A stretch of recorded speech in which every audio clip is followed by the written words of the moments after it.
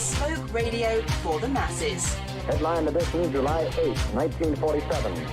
The Army Air Forces has announced that a flying disc has been found and is now in the possession of the Army. If the game is rigged, change the game.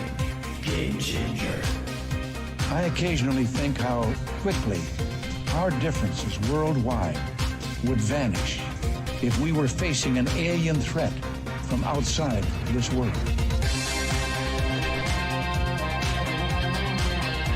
This is Fade to Black with your host, Jimmy Church, on the Game Changer Radio Network and KGRA, the Global Radio Alliance. I need your help to get to the year 1985. You're listening to Fade to Black with Jimmy Church on the Game Changer Network.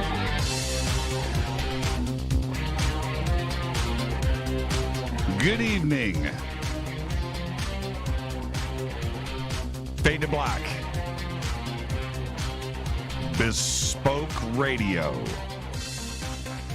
for the masses. Yeah, man. How you doing? Today's Monday, October 26, 2020. 300 days into the new year. Only 66 days left.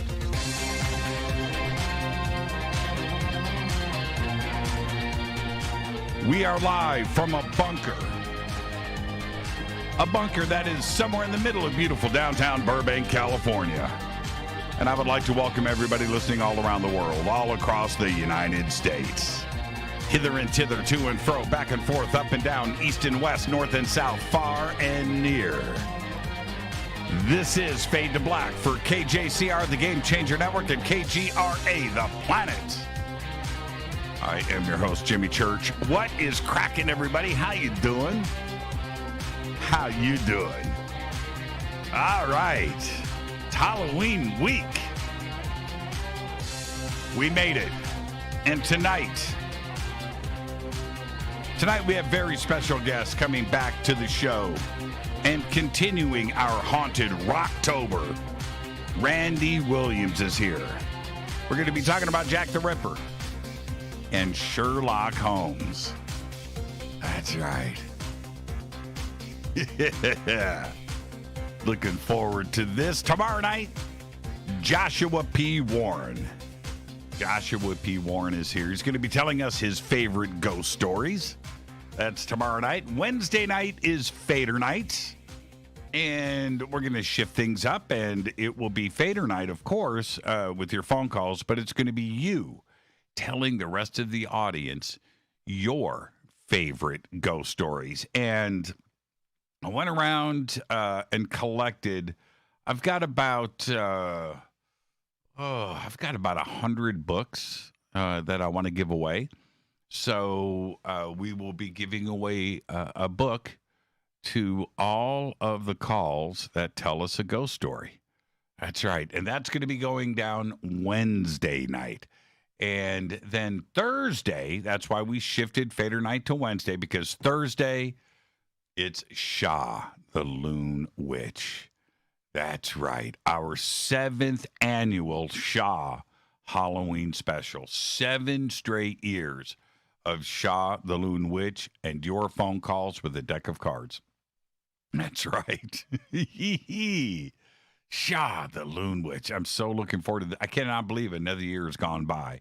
And here we are. So, and that'll be Thursday night. Of course, Friday, starting the Halloween weekend off for me, Friday night, October 30th, I will be down at the Queen Mary.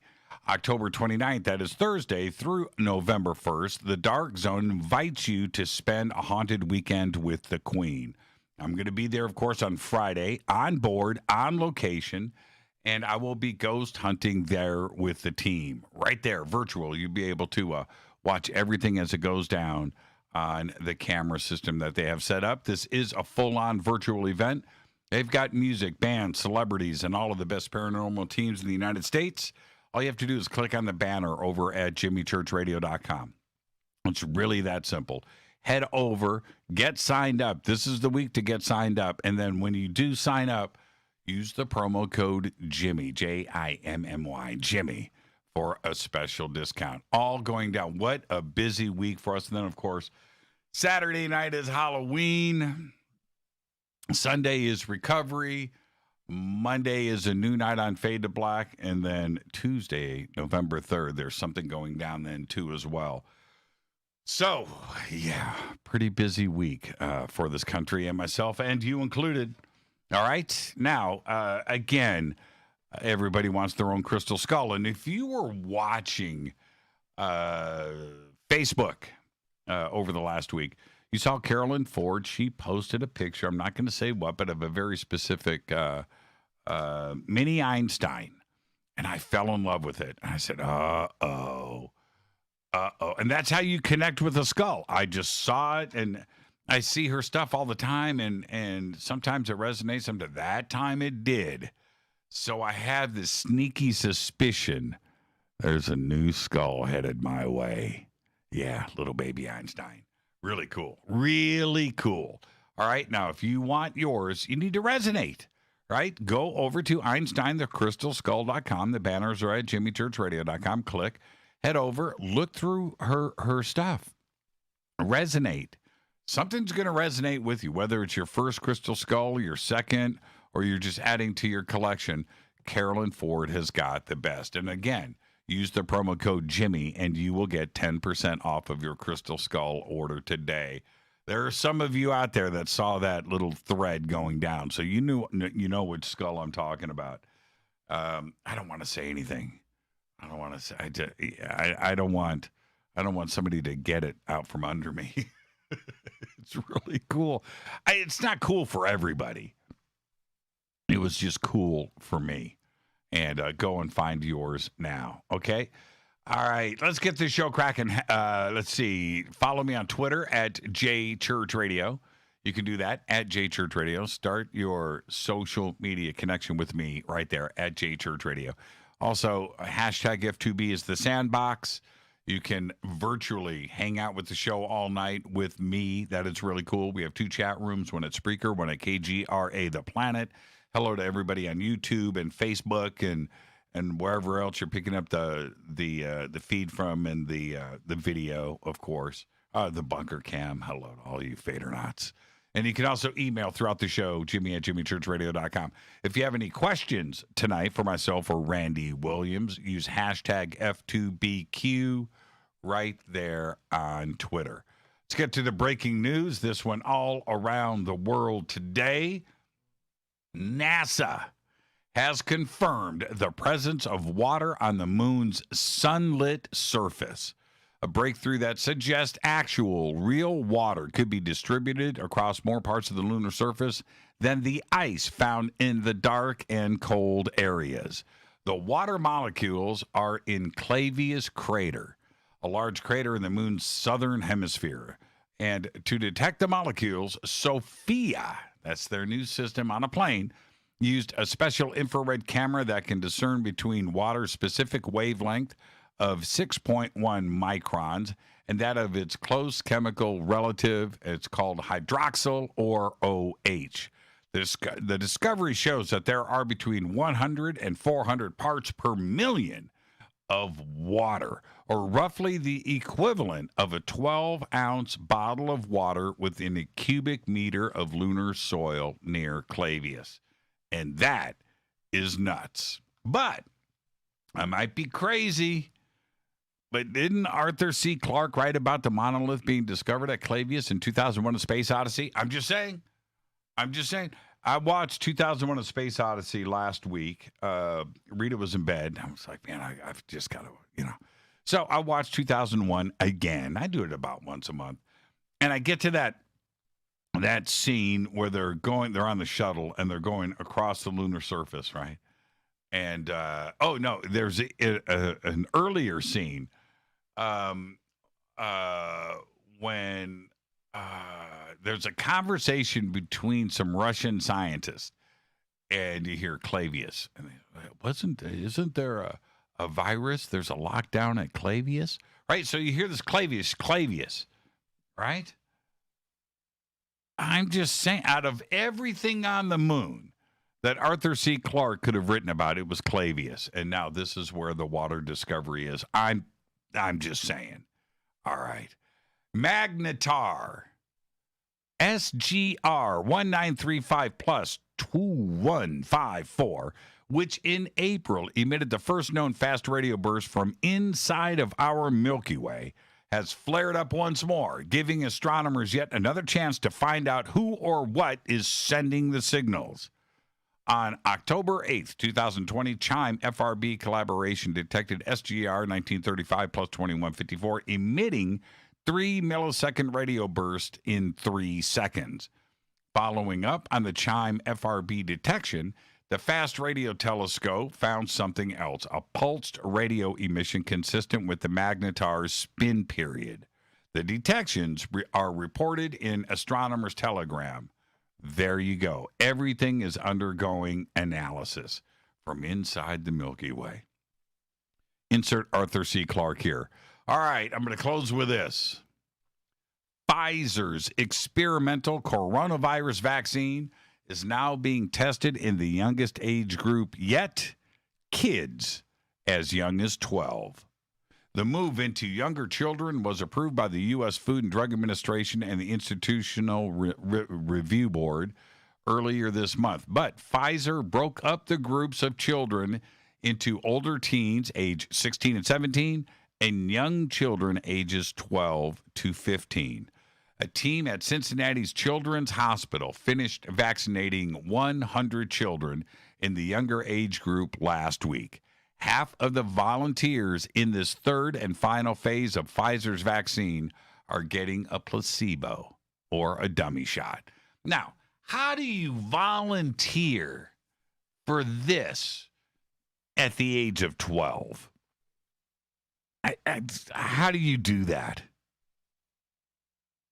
Or is it your parents signing you up? Man, just, you know what? I guess it's got to be done, right? But it's just weird to see it in print. It's even weird to read that news to you. Let's get this show cracking. Happy birthday to today, the one and only Seth MacFarlane. Today is 47, and there is still no word yet about the Orville Season 3. Rumor has it it's going to be on Hulu. It's left Fox. That's right. That's all I got. Carrie Elways today is 58. Of course, The Princess Bride. Rita Wilson today is 54. She's the wife of somebody famous, but she was also great in his film, That Thing You Do. Bootsy Collins today is 69. And Natalie Merchant today is 57. Bootsy Collins ain't 69, by the way.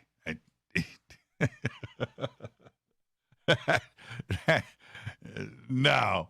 Bootsy Collins, if I go back to 1977, 1978, Parliament Funkadelic, Flashlight, Bootsy Collins was 69 back then. That was 45 years ago. Bootsy Collins is 69. Our dead guy's birthday today is Al Casey. Al, 1936 to 2006, died at the age of 69. Al was one of the greatest guitarists in history. He wrote Ramrod for Dwayne Eddy, but he was also part of the Wrecking Crew here in Los Angeles, playing on everything you ever heard on the radio at that time, including the Beach Boys, Phil Spector, Elvis Presley, Glenn Campbell, The Association, The Monkees, Johnny Cash, Eddie Arnold, Simon and Garfunkel, The Fifth Dimension, Harry Nilsson, The Partridge Family, and both Sinatras.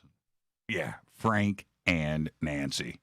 Al died September 17, 2006 in Phoenix, Arizona. Happy birthday, Al Casey. On this day in history, OTD 1881. Yeah, it went down. The Earp brothers face off against the Clanton-McClary gang in a legendary shootout at the OK Corral in Tombstone, Arizona. Fader fact. All right, here you go. Here you go. I know you're waiting. Here it is. Baskin Robbins used to have the chocolate Oreo milkshake. Now listen, it contained 2,600 calories, 1,700 milligrams of sodium, 135 grams of fat, and 263 grams of sugar. Seriously. It was discontinued. 263 grams of sugar. How could you imagine just a big cup of sugar and a spoon and you're just shoving 263 grams of sugar? Yeah, there you go. That's your Fader Fact. Tonight, very special guest and continuing our Haunted Rocktober, Randy Williams is here. Really looking forward to this conversation about Jack the Ripper and how it could have been solved. It may have been. We're going to talk about all of that tonight. Tomorrow night, Joshua P. Warren joins us with all of his favorite ghost stories. And Wednesday night is Fader Night, with you telling us your favorite ghost stories. And I'm going to be giving away a big stack of books. All you have to do is have a ghost story. Okay? All right? Is that a deal? Deal. Then Thursday, it is Shaw the Loon Witch, our 7th annual Shaw Halloween special. 7 straight years of the Loon Witch. And all of that goes down Thursday night. Friday night, I'm down at the Queen Mary. That's right. Saturday night is Halloween. All right, let me get to this River Moon coffee. Oh, my goodness gracious. rivermooncoffee.com. Promo code F2B Blend. 15% off of your order today. How much sugar is in a Slurpee? I don't know. IPD, why don't you pop it up there in Twitter? Do I look like a walking pillar of sugar knowledge? Come on, man. You're supposed to post it. Post it. I dare you. Large Slurpee, the big one. The big one. The one that's got that like 16-inch straw. You get the other straws, they're too short, right? And you got that much Slurpee left in the bottom. You know, how would I know these things? Right? Well, I do. But, yeah, the big Slurpee, how much sugar is in that? I bet it's not as much. There's a lot of ice in a Slurpee. All right. rivermooncoffee.com. Fade to Black Blend. It's Doc.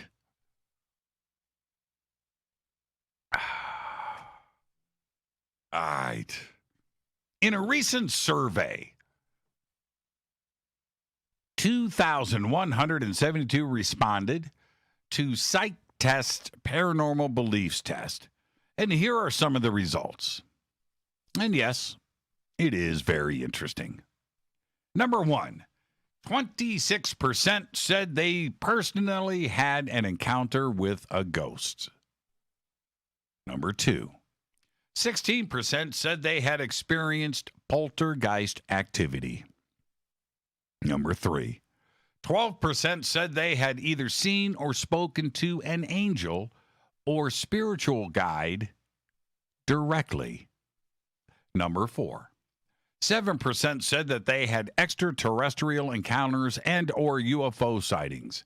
11 people directly responded and said that they had actually been abducted by aliens. Number 5, 5% of respondents said that they had seen mythical creatures like Bigfoot. And number 6, 49% of respondents performed superstitious rituals on a regular basis, like throwing salt over their shoulder after spilling some, or refusing to travel on Friday the 13th. Now, the most recent UFO survey by Gallup polls and released in September of 2019 revealed the following statistics. Number 1, 2/3 of Americans believe the federal government knows more than it is saying about UFOs or ET, with 68% saying yes and 29% saying no.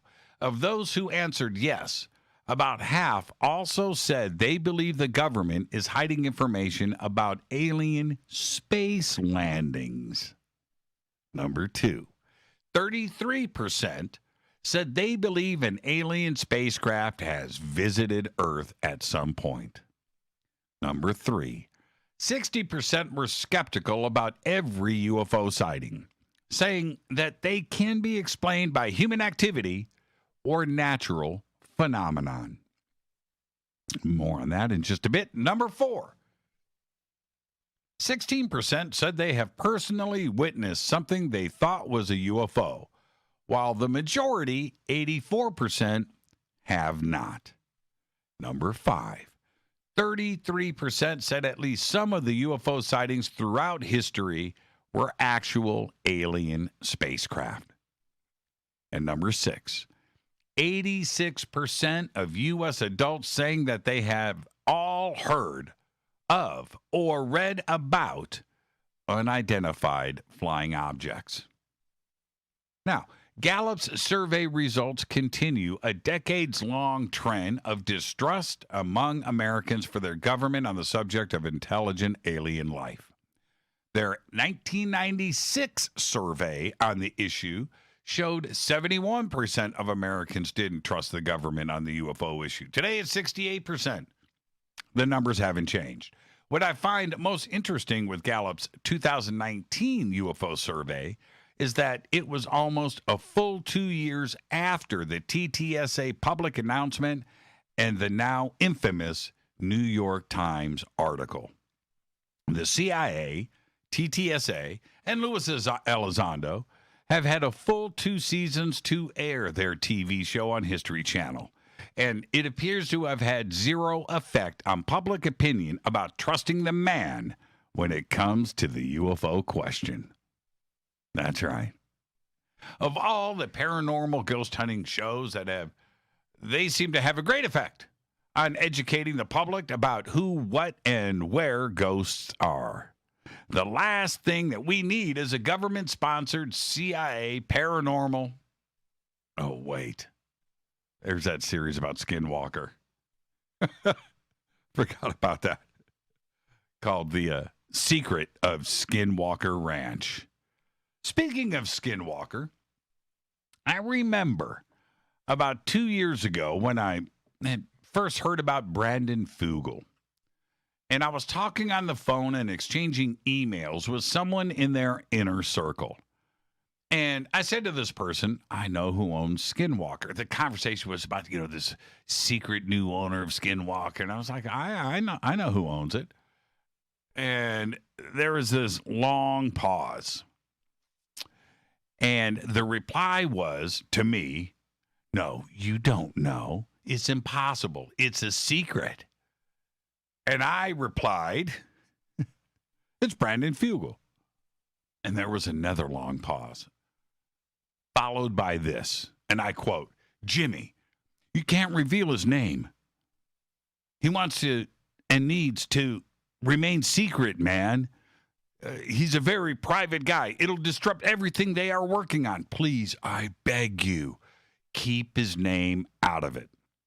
They didn't want me to say it on the show, and I was going to, and I didn't really care.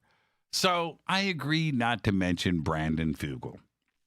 Honestly, I really didn't care. But there was something stinky going on, and I knew it. Whatever. So, but then a few months later, this person whips out an exclusive interview with Fugel and announces him starring in his new TV series on History Channel. And I was like, really? All right, whatever. Both series, Unidentified Inside America's UFO Investigation and The Secret of Skinwalker Ranch, are surrounded by all of the same personalities that have been trying to get us to trust the man. It's the same group of individuals involved with both shows. Will these CIA TV programs have an effect on future surveys? Has it changed the minds of people in the United States and around the world? Right now, the answer is a resounding no. But Only time will tell. For now, the numbers have remained steady and solid. But the day I hear the galloping hooves of the four horsemen coming down the street is when Gallup releases their poll saying that a majority of Americans now trust the United States government about UFOs and ET contact and what they are telling us. Now, I can't predict the future, but the preceding statement is a guarantee. Seriously. Need to think about all of this. It's very interesting when you look at these surveys and you see that the numbers haven't changed. 10 years, numbers haven't changed. Right? Who believes in God? Numbers haven't changed. Everything is right there. Do you trust the government? No. They're trying to interfere with that. So think about that when you watch all of that coveted CIA television programming. I am your host, Jimmy Church. This is Fade to Black. Tonight, Randy Williams is here. Tomorrow night, Joshua P. Warren. Wednesday night is Fader night with your ghost stories. And then Thursday night, our 7th annual Halloween special with Shah, the Loon Witch. I'm your host, Jimmy Church, on the Game Changer Network and KGRA, The Planet. You can follow me on Twitter at JChurchRadio. Email is jimmy@jimmychurchradio.com. I'll be right back with our guest, Randy Williams, after this short break. Stay with us.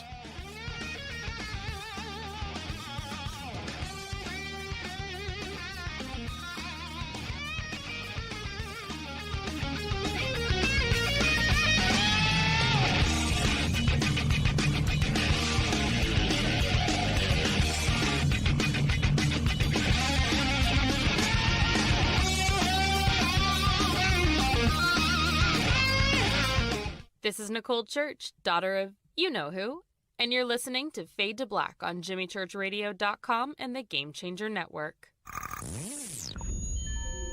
You're listening to Jimmy Church, Fade to Black. Fade to Black will now pause for alien identification. The station that talks the net. KGRA Radio. Introducing the Game Changer blend from River Moon Coffee that delivers a customized blend made specifically for the Fadernauts. If the game is rigged, change the game. It's a bolder cup with some bite.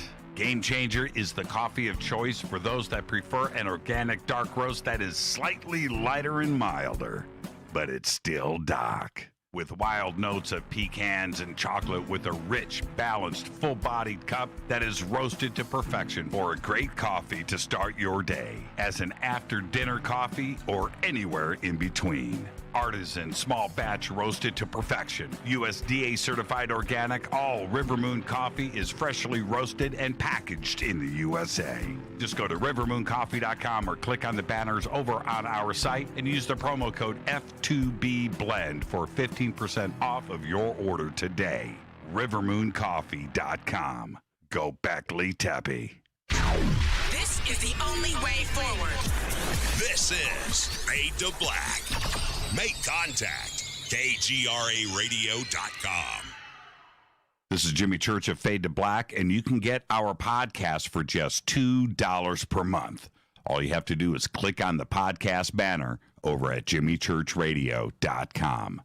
This Halloween, the Dark Zone invites you to spend 4 haunted nights with the Queen, October 29th through November 1st. Virtually board the most famous ghost ship in the world. Get your boarding pass now because you'll get to join me, Jimmy Church, on Friday evening when I go ghost hunting. Live, when anything could happen and probably will. And here's the deal. For just $19.99, you get virtual access to the entire Queen Mary, 24-hour surveillance of the most haunted rooms, interaction with your favorite paranormal investigators, very special celebrity guests, including Kane Hodder, that's Jason from Friday the 13th, and Chad Lindbergh of the TV series Supernatural. Musical guests including Filter and Beasto Blanco. There will be a costume contest and a Day of the Dead celebration. Halloween is not canceled. For your boarding pass and info, just click on the Dark Zone banner at jimmychurchradio.com and throughout our social media. When you click on that link, just use the promo code Jimmy for a special discount. That's right. You are invited to spend 4 nights of Halloween with the Queen. Hi, folks. It's troubling times, and fear is pushing emotions, which in turn pushes health the wrong direction. Do you ever get an ache because life is uneasy? Try Life Change Tea at getthetea.com. Life Change Tea works on your digestive tract, helping to move food through quicker and comfortably so your health is spot on. Life Change Tea may not help with world issues, but it will help with your digestive issues. A glass a day helps keep the intruders away. So, change your life today. Log on to getthetea.com. That's getthetea.com. If your health game is off, get on by ordering Life Change Tea. Getthetea.com. And while you're on our site, look around at the great non-GMO organic supplements. And if you're a sales shopper, go to our specials page and see what's for you. I've been drinking the tea for 12 years, and I'm sure glad for its health benefits. Again, that's getthetea.com. Getthetea.com. The tea that makes you go. 9 out of 10 geneticists agree. Fade to Black is not your father's radio show on the Game Changer Radio Network and KGRA, The Planet. Hi, this is Rob Reiner from Anvil, and you're listening to JimmyChurchRadio.com. What's up? I'm Chris. What up? This is Kyle Massey, and you're listening to Jimmy Church Radio.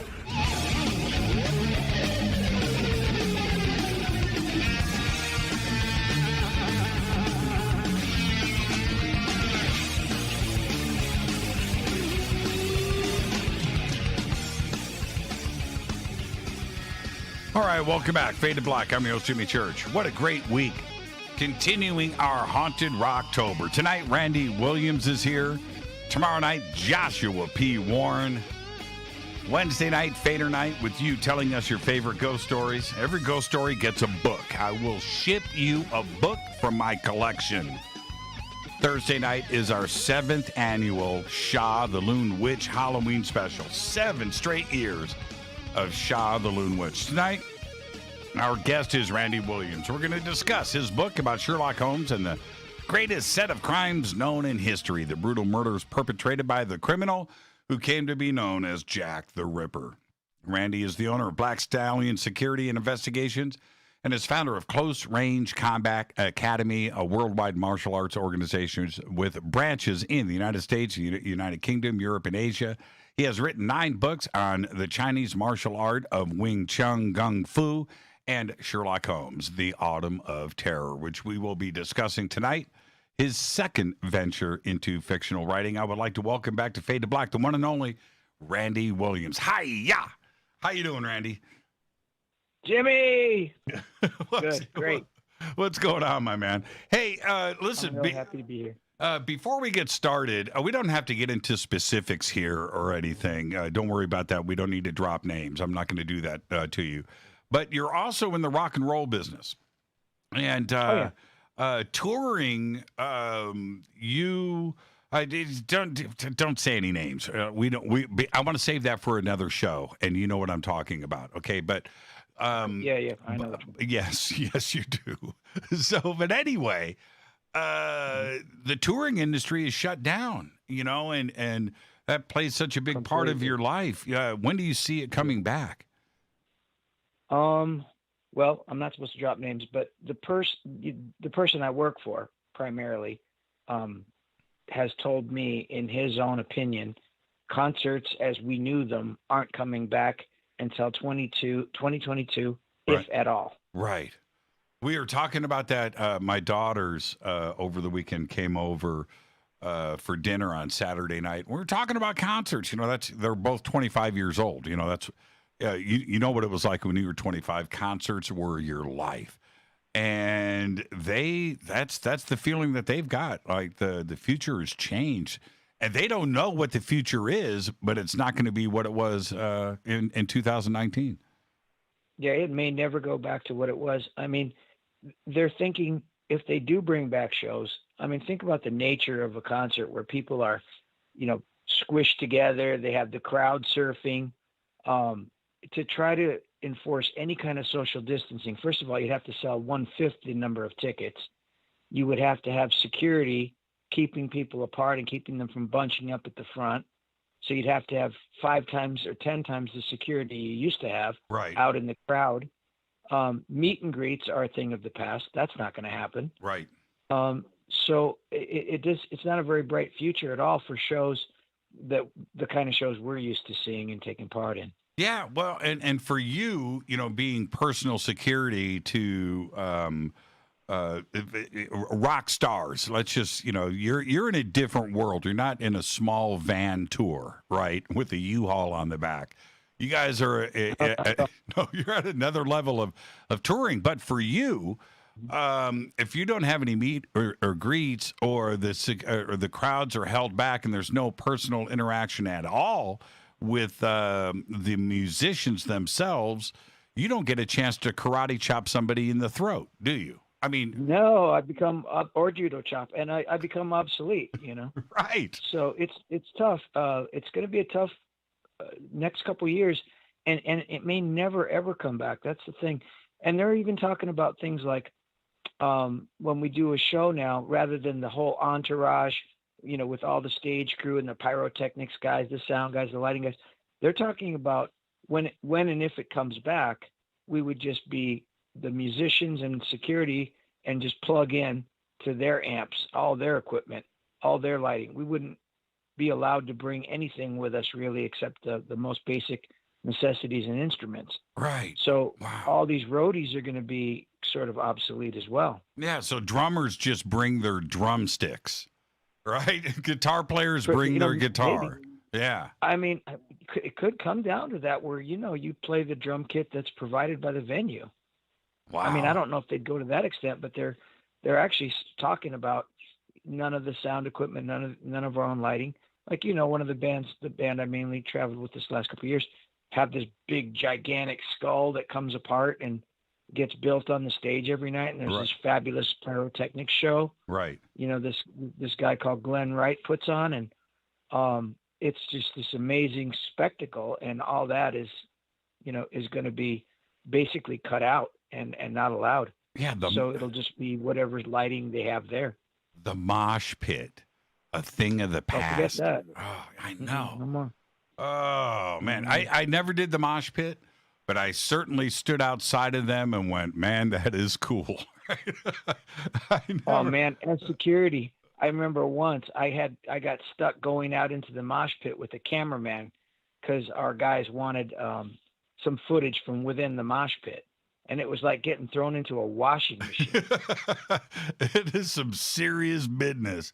And that whole thing, I can't, when you think about, the big festivals over in Europe and Donington and these crazy rock and roll metal festival, 100, 200, 300, 400,000 people, that's over. That's done. Yeah, download in England. Yeah. Yeah, it's over. Yeah, it doesn't look like it. And then, look at the UK, and their COVID numbers are going back up again. So they're going into lockdown in various stages, depending on which part of the country you live in over there. So, I mean, forget download this year or maybe next year or maybe ever. Yeah. And how's your health? I mean, you're a big health guy, but how have you been getting through this year? So far, so good. I haven't had any, I don't even think I had the COVID and not, a lot of people talk about having had it and not known they had it. Right. I haven't even had a spate of any kind of sickness at all or, feeling bad or anything. So I think I avoided it. And I think it's largely due to the fact that they say that my blood type, O positive, is the most resistant.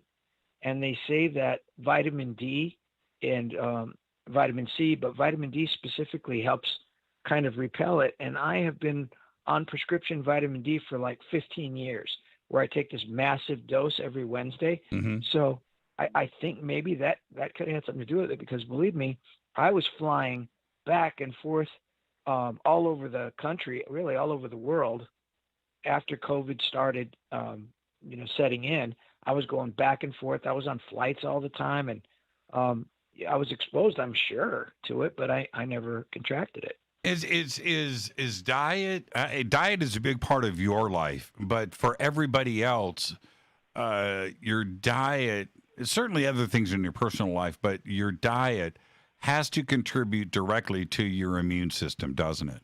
Oh, yeah. Yeah, I mean, diet is really the most crucial aspect. Even if you want to get ripped up and you want to look really good, people think, well, I'm going to do a bunch of sit-ups and I'm going to run. And all. That's all very important. But none of that is going to get you ripped if you don't have a strict diet. Diet is everything, really, when it comes to looking good and feeling good. It's more important. I think, I guess I'm somewhat of an expert on it. I don't know. I feel like diet is more important even than exercise in some ways. What I would find interesting for the audience here, so you could probably understand that Randy is a private investigator and he's a security expert for sure. He's a great author and a great writer. And we're going to be discussing his book tonight, The Autumn of Terror. But if you really want a good kick in the pants, just Google Randy Williams Kung Fu or Wing Chun Gung Fu or martial arts and check out Randy's health and his students and what he does out there in the world. You're absolutely phenomenal in your success in the world of martial arts, Randy. Seriously, big nod there. I'm 57 years old. Is it too late for me to get into martial arts? Oh, no, never too late. Never too late. I would love to have you as part of, my group of students are known as barn members because, as you know, I raise horses here. I have my farm in Pennsylvania, and I have a horse ranch. And it's actually, I'm like a skinwalker Texas Ranger. So I've got my little ranch here, and the barn is where the horses live downstairs, and upstairs is a gym. So there's all the wooden dummies and, speed bags, heavy bags, weight training equipment. There's a cage in there. I have some equipment from Bruce Lee, who was my teacher's teacher, in there. And I would love to have you as part of my barn, and your head on my wall. Now, how long would it take? I'm 57. I'm dedicated, and I really get into it. Can I become a black belt at my age? Oh, yes. Yeah. Yep. Really? Mm-hmm. You say that pretty easily. Doubt. Okay. Well, yeah, that's because I know because I teach people of all age groups. The most important thing as far as that goes is dedication. As if you're dedicated and you're going to practice, you're going to study. There's a lot of brain work to Gung Fu. It's not all about hitting bags and kicking and beating people up. I mean, that's all fun and games and all good. But a lot of Gung Fu is book work, is science. And it requires that you apply yourself. So as long as you're dedicated and you're going to apply yourself, I don't care what age you are, you can achieve your black belt. I mean, it theoretically could be done. I think it's not even really outrageous to say within 6 years you could achieve a black belt in my system. And that's not something that's given to you. It's not something that you got because we're friends or you paid me, because I don't sell belts. You can ask any of my students that they work for their belts. Mm-hmm. But you could actually achieve your black belt and your first degree black belt in even 4 to 5 years if you really applied yourself. Wow. Maybe I should. I mean, I've always wanted to do it. And wish you would. Yeah. Steve Murillo, Steve, and Steve's a great guy, but he's full on, right? He's full on dedicated to martial arts and he's a picture of health, and that has you get to learn the art for sure, and it helps your brain for sure, but you also achieve a certain amount of immortality, right? Because your body is being taken care of too, and the cells are reacting to your mental state. I mean, I'd like to say all those things are true, but then that would mean I would be an example of it, So I don't know if I. Well, you're 179 years old, and people need to know that, Randy. 180. But thanks for making me sound a little younger. it's a very good thing to keep you young, because training in the martial arts, you're around mostly younger guys. You're training younger guys, and just the whole vibe. You stay young. I think a lot of people think I'm younger than I am. I think they do. At least they tell me that. They might be lying, but I think that it does kind of keep you young, training in martial arts, and it gives you that a better outlook, and you're constantly moving, and you're not getting stale. You're not stagnating. You're keeping loose, flexible. Those are all important things as you get older. Now, we're going to be talking about Jack the Ripper tonight, and of course the techniques of Sherlock Holmes. It's a fascinating book. I've read it a couple of times, and of course I'm talking about the Autumn of Terror. But I wanted to ask you this before we get to the top of the hour. I think I've spoken to you about this before, but the audience may not know this. One of my producers, and this was probably almost 10 years ago, 9 years ago, came to me and said he grew up in Palos Verdes, right? Grew up down in PV with the Lee family, okay? And he came to me. Rolling Hills. They were living in Rolling Hills. Yeah. Right there. And he said they went to school together, Brandon. And anyway, hold on. I'm getting ahead of my skis. He says Bruce Lee faked his death, right? And I went round and round with him, Randy, for probably a year.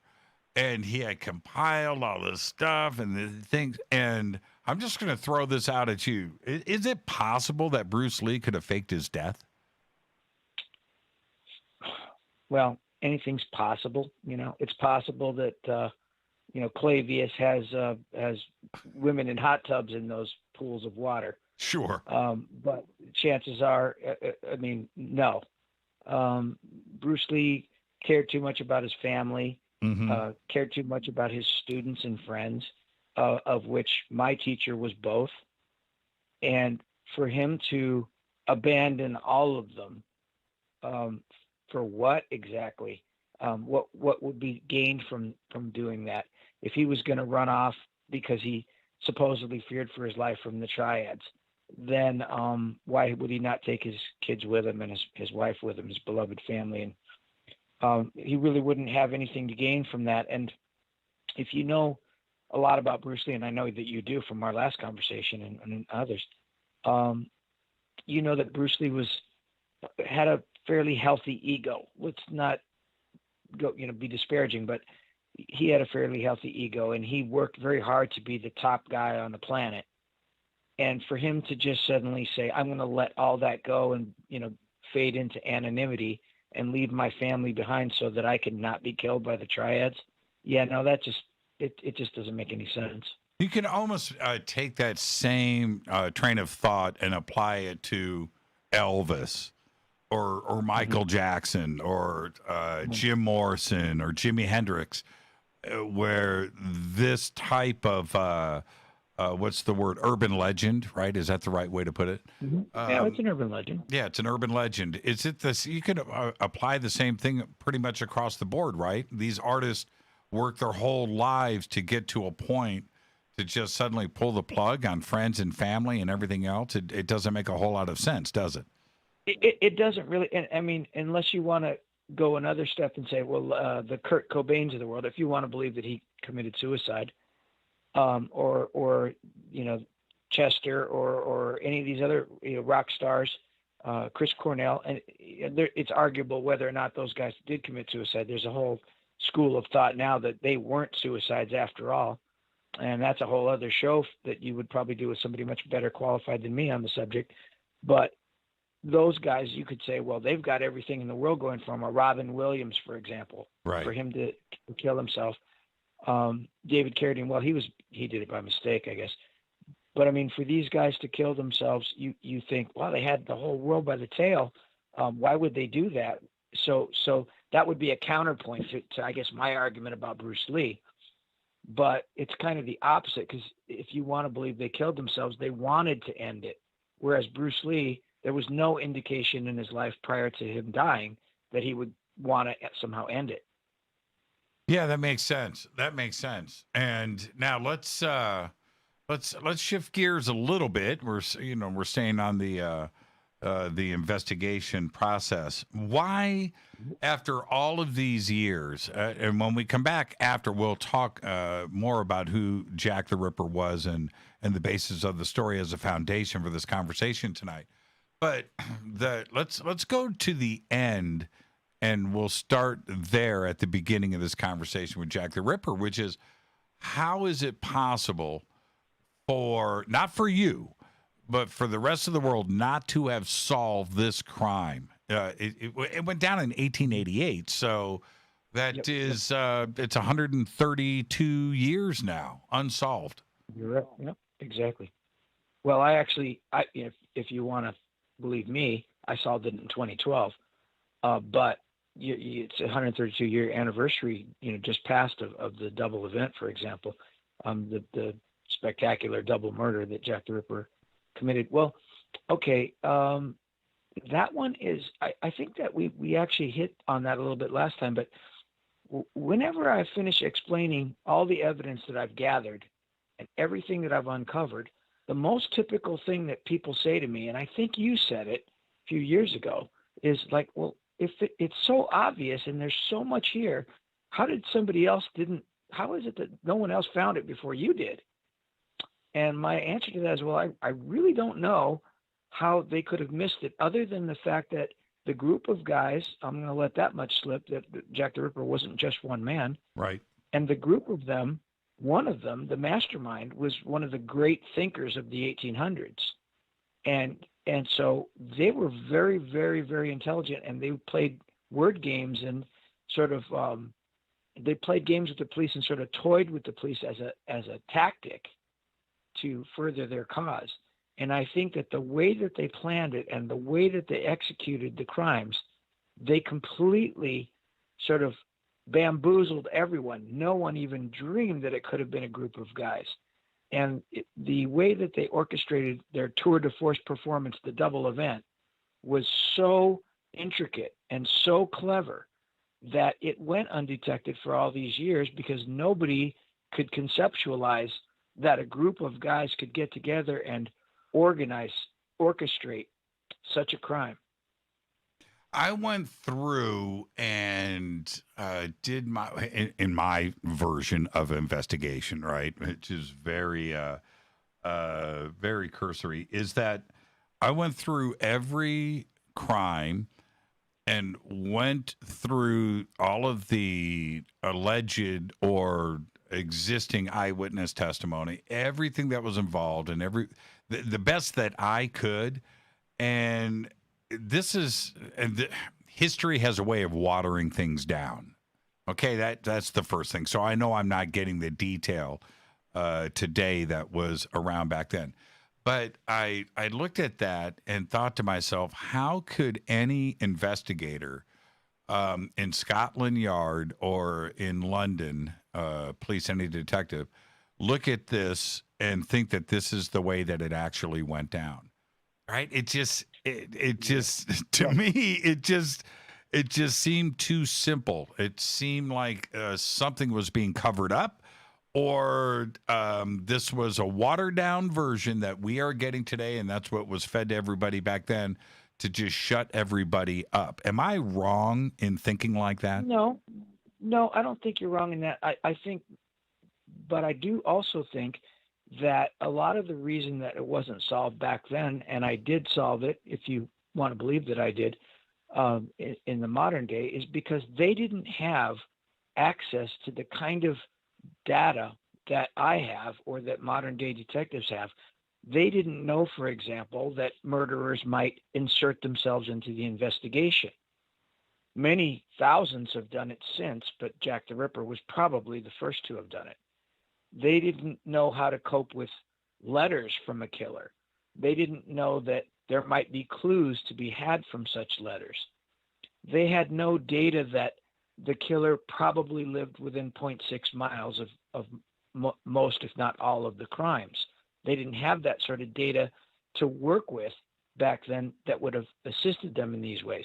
They wouldn't have known, for example, some of the more popular suspects include the Duke of Clarence, Prince Albert Victor, who they suspected him strictly on the strength that he was gay and he was involved. He was caught up in a scandal where they raided a homosexual brothel near Whitechapel, and he happened to be there at the time. And even though, because he was a royal, they tried to cover it up. So there was this cover-up thing that got started, which involved Prince Albert Victor. But they didn't know back then, like we know now, that gay men don't serial kill women. If they're going to do it, it's going to be men. Vis-a-vis John Wayne Gacy, Herb Baumeister, Jeffrey Dahmer, guys that homosexual men target men in their serial killings. But they didn't know that, so they immediately jumped to Prince Albert Victor as a suspect, and Francis Tumblety, a quack doctor, as well. Now, they didn't have access to all that kind of info to base their investigation upon. Yeah, the book is so well written, and there's another thing I want everybody to go. You can go to Amazon. We've got the links, and you can go and get the Autumn of Terror right now. But the book is so well written. You have a way. Did you channel Doyle? Did you channel Sherlock Holmes? Kind of. I mean, I've been involved in, I've been interested in Sherlock Holmes and Jack the Ripper since I was a kid. I've been reading the Sherlock Holmes stories, as did all my co-authors, which is kind of why we chose Sherlock Holmes as a sort of vehicle to present our case.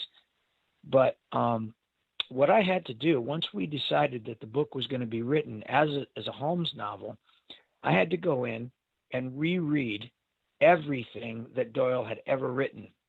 And I read, not just the Holmes stories.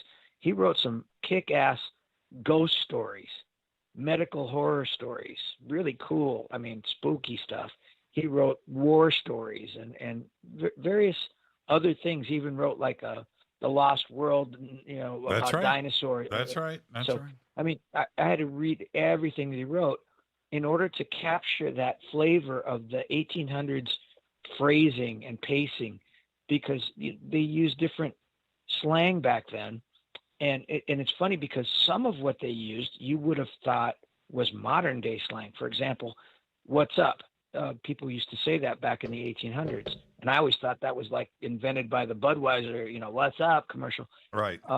They would call the criminal's headquarters his crib. Let's go and see if we can find the scoundrel in his crib. And I always thought that was kind of like, 60s jazz slang or something, like MTV Cribs. Mm-hmm. But it was actually slang from back then. So I had to learn all that. I had to learn that a facer is a punch in the face and a trap is a horse-drawn carriage. And I had to learn that they would say things like, rather than say, we got to do this, they would say, we must needs do this. And that's actually the way they used to speak. So I had to learn all that so that I could faithfully reproduce a story in a Sherlock Holmes kind of frame that would satisfy Holmes readers somewhat, I would hope, and seem like it was written back then.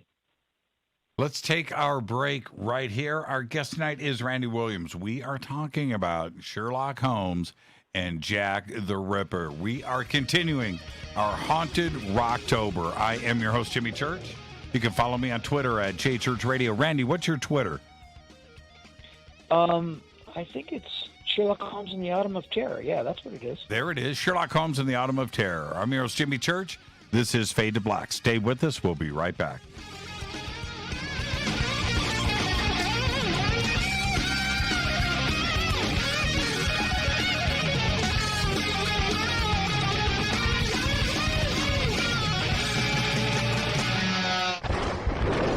This is Fade to Black with Jimmy Church on the Game Changer Radio Network and KGRA, the Global Radio Alliance. This is KGRA Digital Broadcasting Station, Salt Lake City, Utah, Van Buren, Arkansas. Hello, my name is Billy Carson, and I am a best-selling author and the founder of ForbiddenKnowledge.tv. Together with my team, we have built an all-new conscious streaming TV platform designed with every family member in mind. If you have ever wanted to travel the world and attend lectures and workshops from your favorite speakers but weren't able to, look no further. ForbiddenKnowledge.tv. There are dozens of workshops and lectures from speakers you know and love. We have also included amazing categories to assure that your consciousness is entertained and elevating on a daily basis. Amazing interviews, ancient history, ascension knowledge, wisdom teachings, documentaries, conspiracies, mysteries, health and fitness, conscious cooking, meditations, finance, yoga, and so much more. To start your free trial on any mobile device or computer, surf to ForbiddenKnowledge.tv. That's Forbidden Knowledge with the number 4, ForbiddenKnowledge.tv. Again, visit ForbiddenKnowledge.tv today.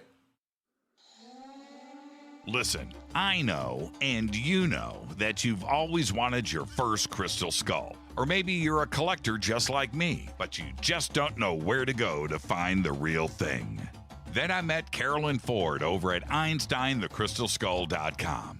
Carolyn is the guardian of Einstein, one of the most respected ancient crystal skulls in the world. All of her unique skulls have been imprinted sitting with Einstein in his sacred lodge and are carved from the finest gemstone and materials. Imprinting is the process of receiving the ancient wisdom from the master skull or master computer. Einstein, the ancient crystal skull. To see Carolyn's current collection of crystal skulls, just visit her store at EinsteinTheCrystalSkull.com or click on the banner over on our site. Don't forget to use the promo code Jimmy at checkout to receive 10% off of your order today. That's promo code Jimmy. Finding your first or next crystal skull is easy. Just visit EinsteinTheCrystalSkull.com.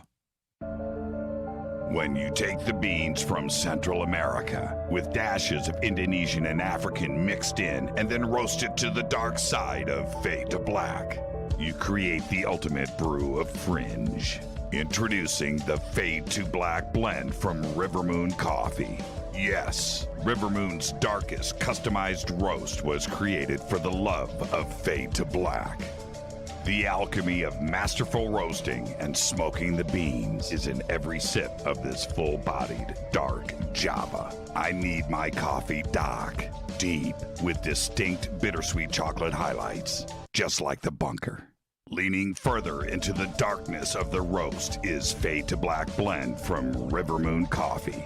Just click on the banner at jimmychurchradio.com and use the promo code F2BBLEND for 15% off of your order today. Go Beckley Teppy.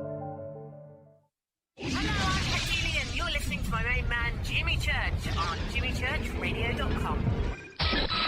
Hi, this is Ray Hobbs here, repping the planet, and you're listening to my good friend, Jimmy Church, Fade to Black, on the Game Changer Network and the KGRA Digital Broadcast Station. This is Toby Kebbell. You're listening to JimmyChurchRadio.com. Don't hurt me, Jimmy. I'm only little. Hey, I'm Adrian Grenier, and this is Ari Gold. We're the Honey Brothers. We are also Honey Brothers. Hey, I'm Adrian Grenier, and I'm Ari Gold. We're the Honey Brothers, and you're listening to Jimmy Church. The Revolution. This is Jimmy Church of Fade to Black, and you can become an official Fadernaut by just going to our membership section at jimmychurchradio.com. Hello, this is Serena Wright Taylor from Conscious Life Expo, and you're listening to Fade to Black with Jimmy Church, who holds the Lucky Pony record for the best astrological chart since 1963. True story. This is Micah Hanks of the Gralien Report, and you're listening to Jimmy Church on Fade to Black, across the globe on the Game Changer Radio Network and the one and only KGRA Radio, The Planet.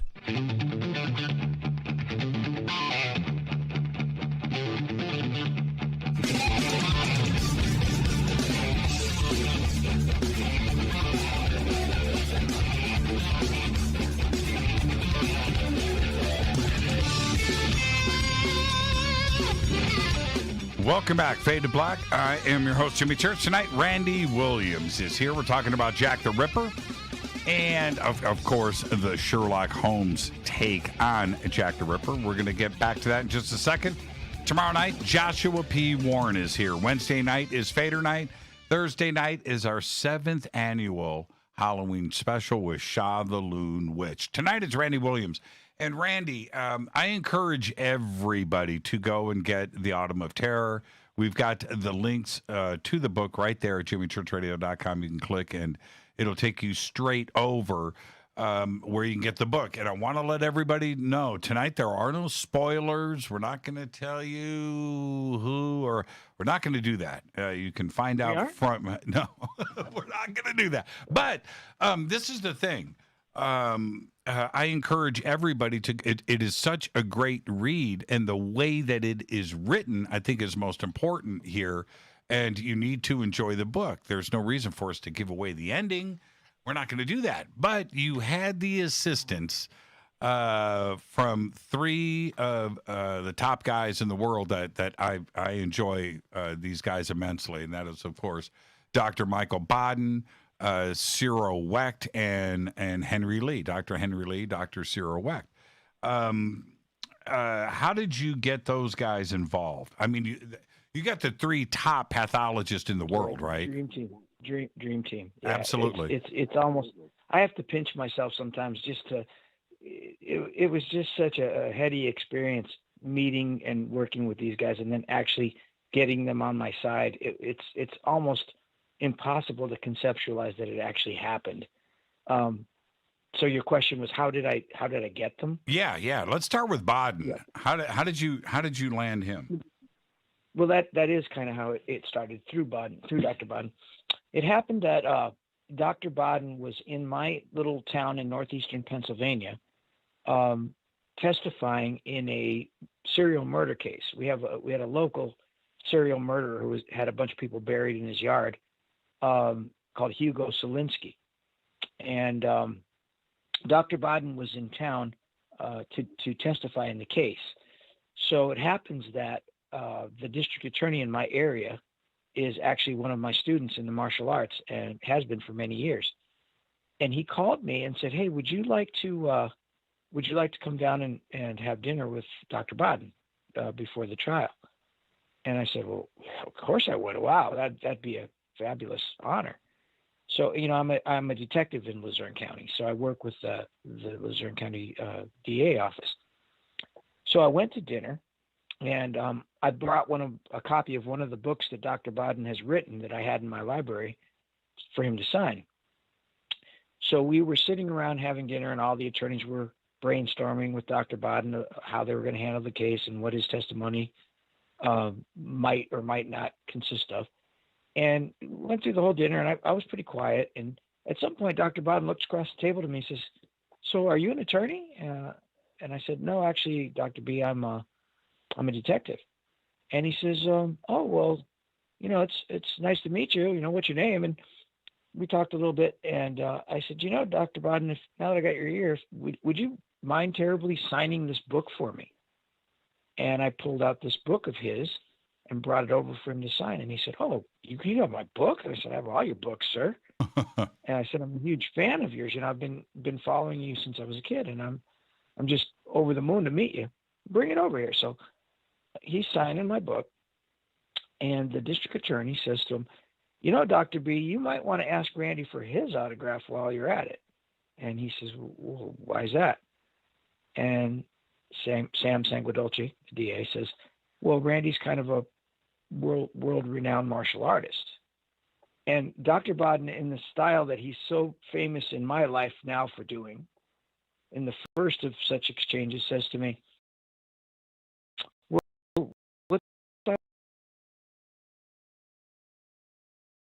Chinese Kung Fu. And he goes, "Wing Chun. That's the style my brother does. He's been doing it for sort of 50 years. And I said, "Really, Wing Chun? Are you sure?" He said, "Yeah, I'm sure." And so then the district attorney says, "Well, Dr. B, you might want to call your brother and tell him who you're with right now. Because I think he'd get a kick out of it." So he says, "Fine, let's call him." So he gets on the phone and he says, "Hey, Billy, yeah, it's Mike. Listen, I'm sitting with this guy who does the same martial art as you." And I can hear on the other end here, "Wing Chun?" And yeah, Wing Chun. His name's Randy Williams. And you hear it on the other end of the phone. You can hear, "Randy Williams, holy!" And so he put him on. So I talked to his brother, and we start yakking a little bit. And sure enough, he knows who I am. And So I make a deal that I'm going to send a bunch of stuff with Dr. Bodden tomorrow. I'm going to bring some stuff to the courtroom the next day and for his brother, a couple of my books and things like that, some souvenirs. And so now I have Dr. Bodden's kind of his attention. He says, wow, my brother doesn't usually get that excited about somebody. So that night, the rest of the guys kind of pooped out and had to go home. So I ended up hanging out with Dr. B, and we basically drank ourselves white at the casino bar. And the next day I saw him in court. And while we were sitting in court, the judge in the trial saw us sitting right across from Hugo.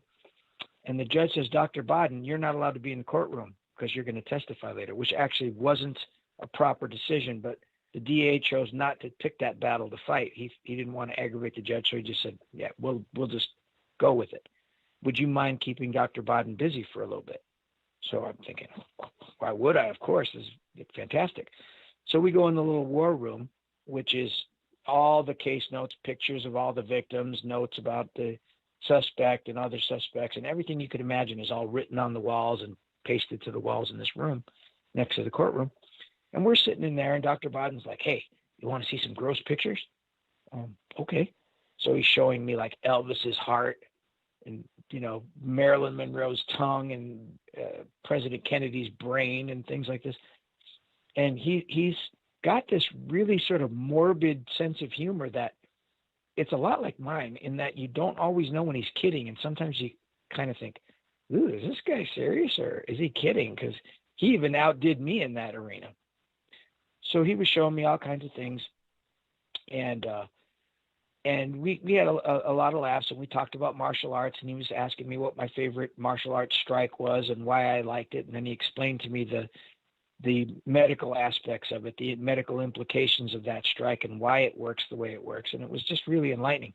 But after about 2.5 hours or so, kind of ran out of stuff to talk about. So I said, hey, Dr. B, what would you say if I told you that I solved the Jack the Ripper crimes? And he said, well, from what I now know about you, I would be interested in what you had to say. Most people, if they said that to me, I wouldn't even give them the time of day. Right. And for reasons that I was later to be explained. So he says, but, you've got my ear. We got nothing else better to do. Who was Jack the Ripper? And I go, well, it's not really that simple, Dr. Bodden. It's Jack the Ripper was actually 3 men being paid by a 4th. And he says, okay, you've got my attention. I've always believed that it was more than one person. So he says, well, who was it? Now, this is where my story gets cut up because you don't want me to give away, right? Right. Of course not. So I told him the name. He says, who was the main Ripper? And I told him the name. And he goes, Mr. X. And he says, isn't that the guy that found the body of Elizabeth Stride in front of the International Working Men's Educational Club on the night of the double event, the first of the 2? So he knew this. So he had been studying the case, right? Yeah. And I go, yeah, him. And he goes, well, you're going to have a little trouble convincing me of that, Rand, because we know that he was sitting with Inspector Edmund Reed and a bunch of other H Division officers when the second murder took place of Catherine Eddowes in Mitre Square, 0.6 miles away at 1:42 a.m. And I go, well, yeah, actually, he had 2 accomplices that committed that second murder while he was with the police formulating his perfect alibi. So he says, all right, I can see that. It never occurred to me, but so then it comes out. He tells me, of course, that I was contracted by Scotland Yard to solve these crimes in the 1960s. That they flew me over to London and I learned everything there was to know about it, but I just couldn't crack it. And I said, no, actually, I didn't know that, or maybe I knew it from my reading, from your books, but I forgot. And he says, yeah, I dedicated a good portion of my life to solving those crimes, but I couldn't. So he says, now you've got my attention. Let's hear the rest of your case. So I spent another more than an hour, probably closer to 2 hours, explaining him all the details of my case, how I came upon it, the evidence upon which it's based.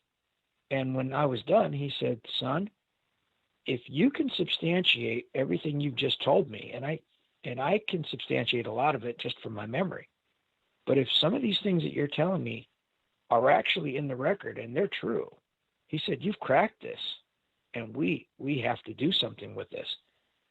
So when they called us into the courtroom, he said, the last thing he said to me was, I want your case file on my desk tomorrow morning. Wow. And he says, I'm going to review it.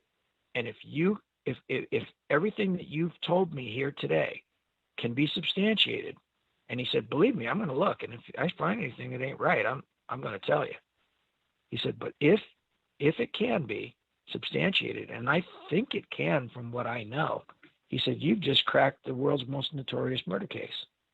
And that is how I got him in. Yeah. Did he bring in Ciro and Yes. Dr. Lee? Yes.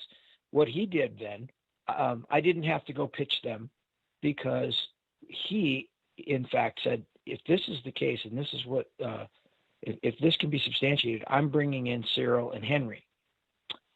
And I'm thinking, Cyril and Henry, Cyril Wecht, Henry Lee, Right. And, I was like that dog with the cheese in that, that video where the dog's going, yeah, cheese, yeah. And so anyway, he says, I want your case notes. So my case was put together. It was no big deal to FedEx him everything that he needed. And it took him a few days, but he went through the case, and he called me back and he said, kid, you've cracked this. You've absolutely cracked the world's most notorious murder case, and we're getting Henry and Cyril involved. So he kind of pitched them, I would say. I mean, I had to go and present my case to them, but it wasn't even, I wasn't even met with too much skepticism. You did, and that was my next question, actually. Did you have to work on Cyril and Henry Lee the same that you did with Baden, or was it an easier process? It was easier in that they already had Dr. Baden telling them this kid's cracked it, Right. And so I already had that sort of stamp of approval, because unbeknownst to me, all three of them had been approached by a very well-known ripperologist, a very well-known author of Jack the Ripper books, who offered each of them a huge sum of money to rubber stamp their theory of the crimes, which has been written out in a series of books. And each one of the doctors had said no to that person. And so for them to agree to take part in mine, they had to have been fairly well convinced by Dr. Baden before they even agreed to meet me. Now, so Cyril Wecht, though, he's a hard rock. You have to crack. And I mean, I did have to present all my evidence to him piece by piece, and he did analyze it very closely. Now, all three of them, different personalities here. Right? Three different guys that are absolutely the best and are held up in such high regard, not only in the court system, but they have fans too. These guys are the rock stars of pathology. But they're three different personalities. And I would say that Henry Lee might be the hardest, to because he's so pragmatic. But I guess Cyril is too in his own way. I would have said Cyril would have been had Cyril Wecht been the first guy I met, this might have not have gone anywhere. Right.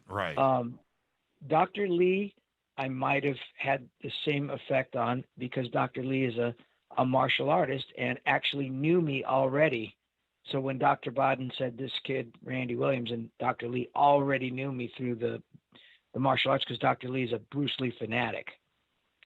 So I had that going for me. And I'm sure that helped me get Dr. Lee's ear to some extent. Now, let's talk about, we're going to spend a lot of time on this, actually. Now we've got to bring in the Sherlock Holmes approach. And there are a lot of fans out there of Sherlock Holmes. It's a huge fan base that study and look at and approach everything about Sherlock Holmes. So if you're going to take this approach, you have to live up to the standards of not only Doyle, but the fans around the world too as well, don't you? Yeah, and I hope to have succeeded in that. I don't know that I did, but I did my best. And how did you attempt this?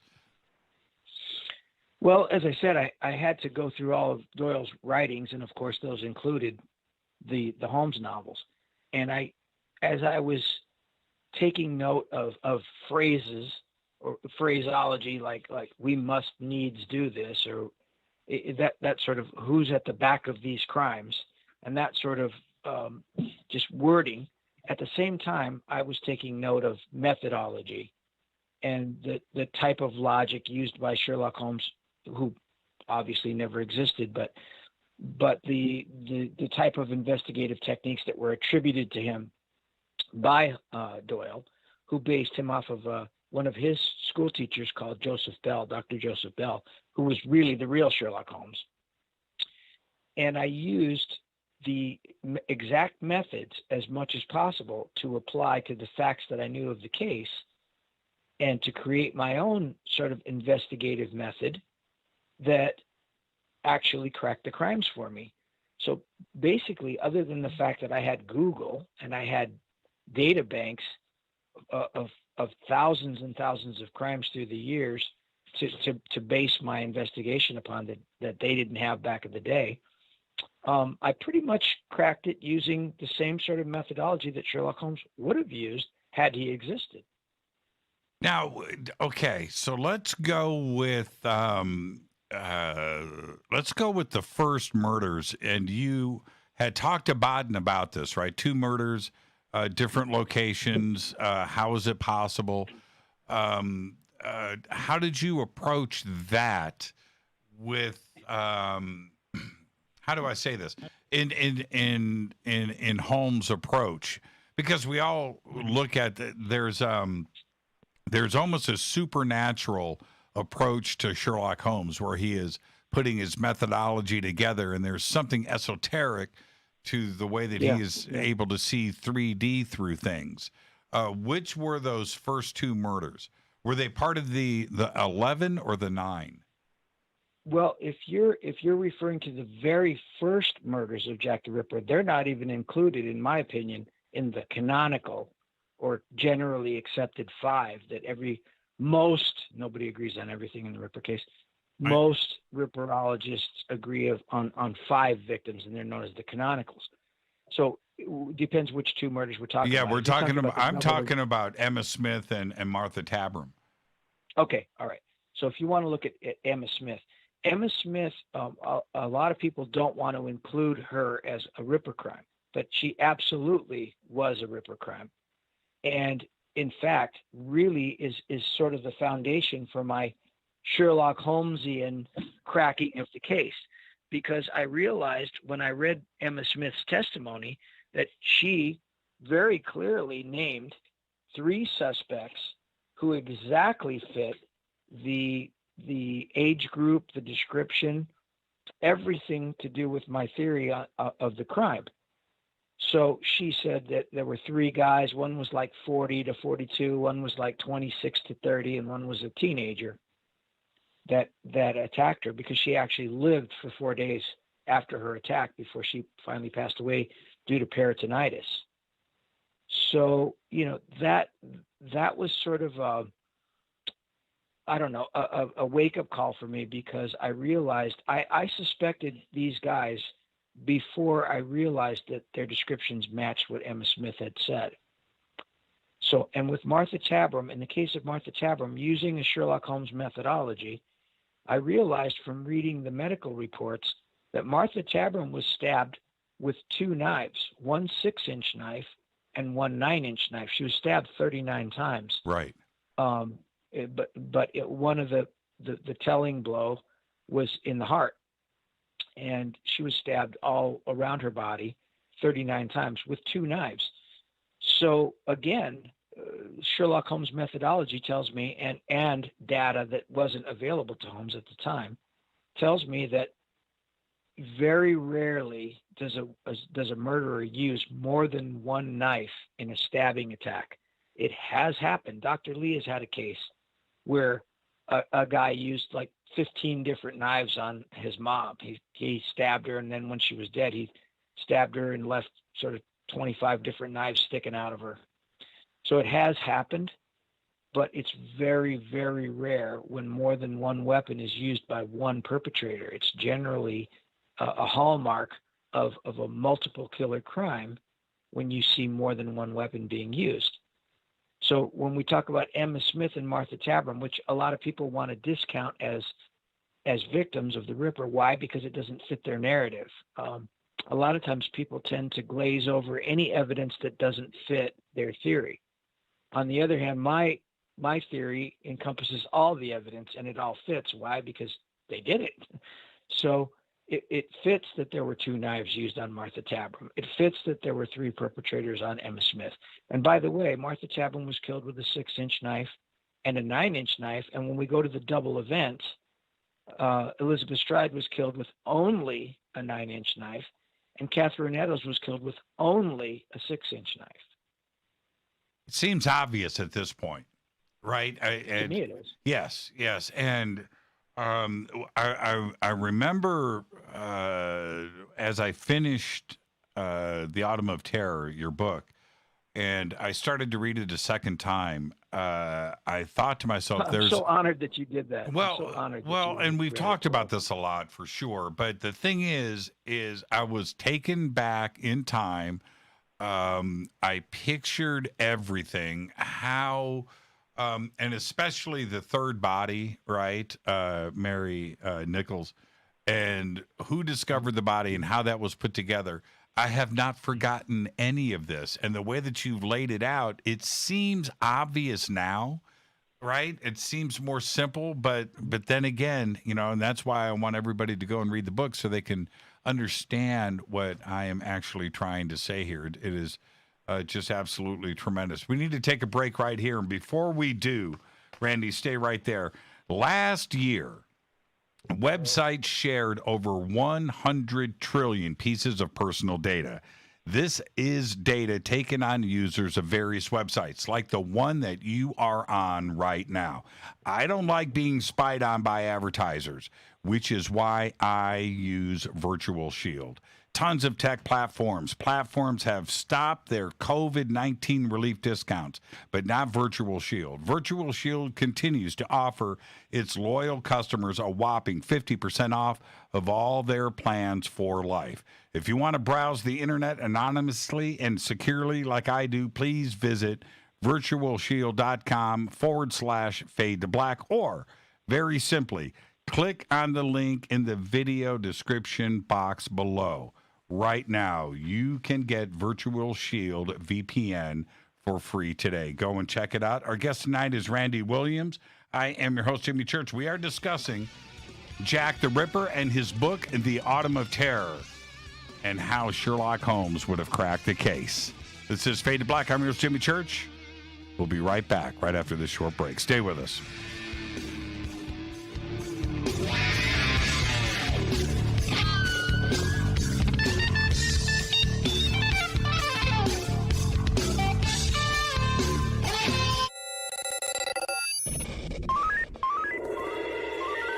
Way out here, we listen to Jimmy Church. You're listening to Fade to Black.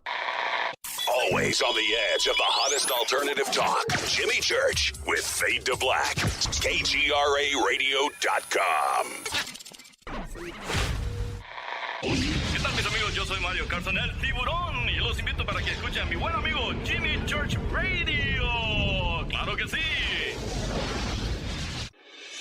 Do you want to be an official Fadernaut? Of course you do. This is Jimmy Church of Fade to Black. Just go to our membership section at jimmychurchradio.com. This Halloween, the Dark Zone invites you to spend 4 haunted nights with the Queen, October 29th through November 1st. Virtually board the most famous ghost ship in the world. Get your boarding pass now, because you'll get to join me, Jimmy Church, on Friday evening when I go ghost hunting. live when anything could happen and probably will. And here's the deal. For just $19.99, you get virtual access to the entire Queen Mary, 24-hour surveillance of the most haunted rooms, interaction with your favorite paranormal investigators, very special celebrity guests including Kane Hodder, that's Jason from Friday the 13th, and Chad Lindbergh of the TV series Supernatural. Musical guests including Filter and Beasto Blanco. There will be a costume contest and a Day of the Dead celebration. Halloween is not canceled. For your boarding pass and info, just click on the Dark Zone banner at jimmychurchradio.com and throughout our social media. When you click on that link, just use the promo code Jimmy for a special discount. That's right. You are invited to spend 4 nights of Halloween with the Queen. So, you love talk radio? Then you'll love TalkStreamLive.com. TalkStream Live is always on, 24/7 with the best streaming talk shows. Find your favorite talkers and discover some new ones. It's free, readily available online or on mobile with any smartphone or tablet. Finding your favorite talk shows all in one place has gotten a whole lot easier. Just go to TalkStreamLive.com. Be sure to download the free apps from Google Play or the iTunes App Store. You listen to us, and we listen to you. And so does the CIA. KGRARadio.com. Telepath is a weekly digital newsletter filled with the latest paranormal news, trending topics, and fresh articles from some of the most popular critical thinkers in the community today. Stay informed on your favorite paranormal podcasts and live streaming talk shows. Interact with the Telepath and upload your paranormal story or pics. It could be featured in an upcoming edition. Sign up right now for the free Telepath newsletter at paranormal.radio. That's paranormal.radio. Including the network you're listening to right now, the Paranormal Radio app, free in Google Play and the iOS App Store. You are listening to Fade to Black with Jimmy Church on the Game Changer Network. Oi, oi, I'm Reese Evans. You're listening to Jimmy Church. This is Revolution. The revolution will not be televised. The revolution is on radio. Ciao.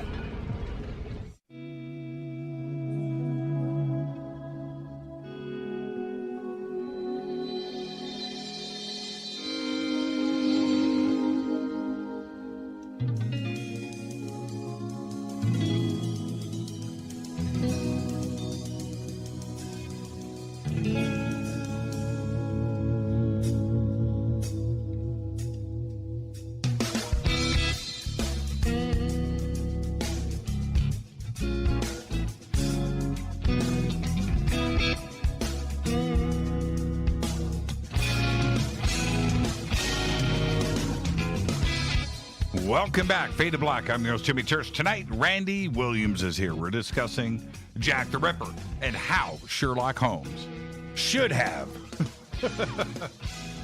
solved the case. Now, I want to say this before we move on. Best Jack the Ripper song of all time. Come on, Randy. I'm going to say it could be Screaming Lord Sutch. Yeah, that's strong. But I'm going with the Ripper. I'm going with the Ripper. Or the Fuzztones? No. Did they do it? No. Judas Priest. Priest. Good version of it. Judas Priest. Oh yeah. I should have mentioned that. Yeah. Rob will kill me for not saying that. Oh man, somebody just posted. Now we're going to continue. We're going to continue to dive deep in this. But Third Stone Studios just tweeted out. And I didn't know this because I am watching the series right now. The HBO miniseries, The Third Day, took place on an island called Osea, founded by a descendant of Jack the Ripper. Have you seen the series yet? I have not. Okay. All right. I'm going to just stop right there because I didn't know this, and I'm in the middle of the series now, and this changes things. Okay, great. All right, fantastic. So I'm going to continue watching. It's a pretty good series. Pretty creepy. I mean, that would be predicated. Go on. It's pretty creepy, and it's getting creepier. Right now, I think I'm on episode 3. So that's it. I kind of want to leave it right there. like there's a spoiler alert for me because I didn't know that Jack the Ripper descendant was involved. And now I have to rethink of what I've already seen. Maybe I missed it, or it's coming up in a future episode. But there you go. Well, that would be predicated on the fact that you knew who Jack the Ripper was. That's right. That's absolutely right. Now let's get back to this timeline here. And the reason why I want to bring this up because we have the five, which of course is Mary Ann Nichols and Annie Chapman and Elizabeth Stride and Catherine Eddowes and Mary Jane Kelly. But back in April of 1888 was the killing of Emma Smith. That was in April. And then we have April, so May, June, July, August, 4 months until the next murder takes place of Martha Taberham. Is that enough? I can tie Martha because of it happened in the month of August, and it was right there in Whitechapel. Okay, we can connect the dots here. But Emma Smith, right, going from April all the way to August, is that a bit of a stretch? Well, it could be if you don't subscribe to what I discovered in terms of the reason the dates were chosen by the Rippers. What happened was I just on a humbug one day, I decided to Google the dates of the Ripper crimes. And not particularly 1888, just the day itself. Right. And I Googled the dates of the crimes. And I Googled, the first one I think I Googled was maybe Polly Nichols. And, what's important about the date she was killed? And it was sort of, National Secretary's Day. And it was Bring Your Dog to Work Day. And it was, there was really nothing, Israel Independence Day or whatever it might have been. But down at the very bottom, it said it was a feast day of the Theotokos in the Eastern Liturgical Bible. So I was like, okay, I don't know what that is, but let me go on to the next one. And I Googled another date of another killing, probably Annie Chapman. And it said, it was National Give Your Bird a Bath Day, and it was, African Independence, whatever it was. But at the bottom, it said it's a feast day of the Holy Theotokos in the Eastern Liturgical Bible, which is primarily Russian. And so I was like, well, what's Theotokos? Well, I don't know what it is. And I kept Googling these dates, and they all ended up having this Theotokos connotation. So even the Emma Smith, even the Ada Wilson and Annie Millwood, and all of them, Mary Jane, and everybody. And so I thought, well, maybe every day is this Theotokos thing, whatever it is. So I Googled my own birthday, and it wasn't. And I Googled my mom's birthday, and it wasn't. And I Googled the day that particular day, and it wasn't. So then I Googled Theotokos, what is it? And it's 12 great feasts, primarily celebrated in Russia, of the Mother Mary. Theotokos is the Greek name for Mother Mary, the mother of Jesus Christ. And so I thought, well, that's odd. So I started looking, and I find that there's only 12 great feasts. There are only 12 Theotokos days in a year. And the culmination of the 12 great feasts is the date that's called the intercession of the Theotokos, which is where Mother Mary goes to bat for us sinners and says, I'm going to intercede on their behalf. And that intercession of the Theotokos date happens to be the double event day, which is an amazing coincidence, if you want to call it a coincidence, because that was their, what I call their tour de force, or their magnum opus performance of the double event. And so you look at this, and I started looking at this, and I thought, that can't be a coincidence. It just can't be. So I called a friend of mine who's a professor at Princeton in mathematics. And I said, Tony, if I were to give you 13 murders, and 12 of, actually, all 13 took place on Theotokos days, of which there are only 12 in a year. 2 of them took place on the same day, September 8th, a year apart. What would you say the odds would be for that to have been a coincidence? And he did the math and came back to me and said, well, the odds against that being a coincidence, there's not even a name for that number. It's a 7 followed by 15 zeros to 1 against it being a coincidence. Therefore, it's the equivalent of a DNA match of it not possibly being a coincidence. Right. So it was absolutely done on purpose. So I know that was a roundabout way of answering your question, but when you said, there was this long period between Smith and Tabram, and then they became shorter. There are people that would argue, well, the serial killer has these cooling off periods that they talk about, but it's not 4 months, and you could attribute it to that. But in my investigation, I've found that it is beyond the shadow of any doubt that those dates were particularly chosen as the target dates for the murders, which in my opinion were primarily an attack on Christianity, an attack on the British Empire, and an attack on what was called the sweating system, which was a quasi-slavery of the Jew in Whitechapel in England. And it was a kind of a propaganda for the socialist cause. So when we look at the dates of all the murders, they all fall on Theotokos days other than one. So one murder took place on a day that was the finding of the precious head of John the Baptist in the Bible. And another one was on the date that John the Baptist was beheaded.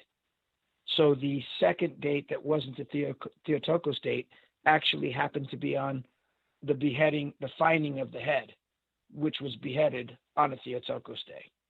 So I have 13 murders, which all took place on these dates, 2 of them on the same day, because they ran out of, in my opinion, Theotokos days to kill on.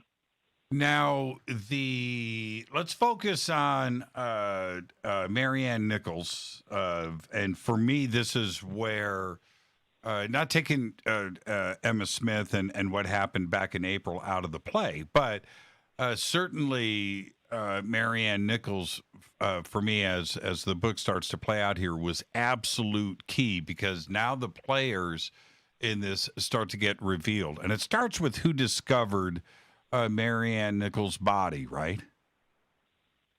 Well, Marianne Nichols' body, having been discovered, was not discovered by one of my suspects.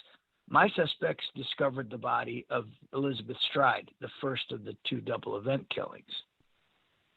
I obviously, I'm getting ahead of my skis, right? But you know what I'm suggesting here, because, and this is the other thing, and I don't want to get ahead of ourselves, but there was something else that happens later on in the book, and that's with the teenager, which goes right, which goes back to Emma Smith and what she says happened to her and the 3 perpetrators involved, right? Yes, absolutely. Because what she said was, I'm not sure.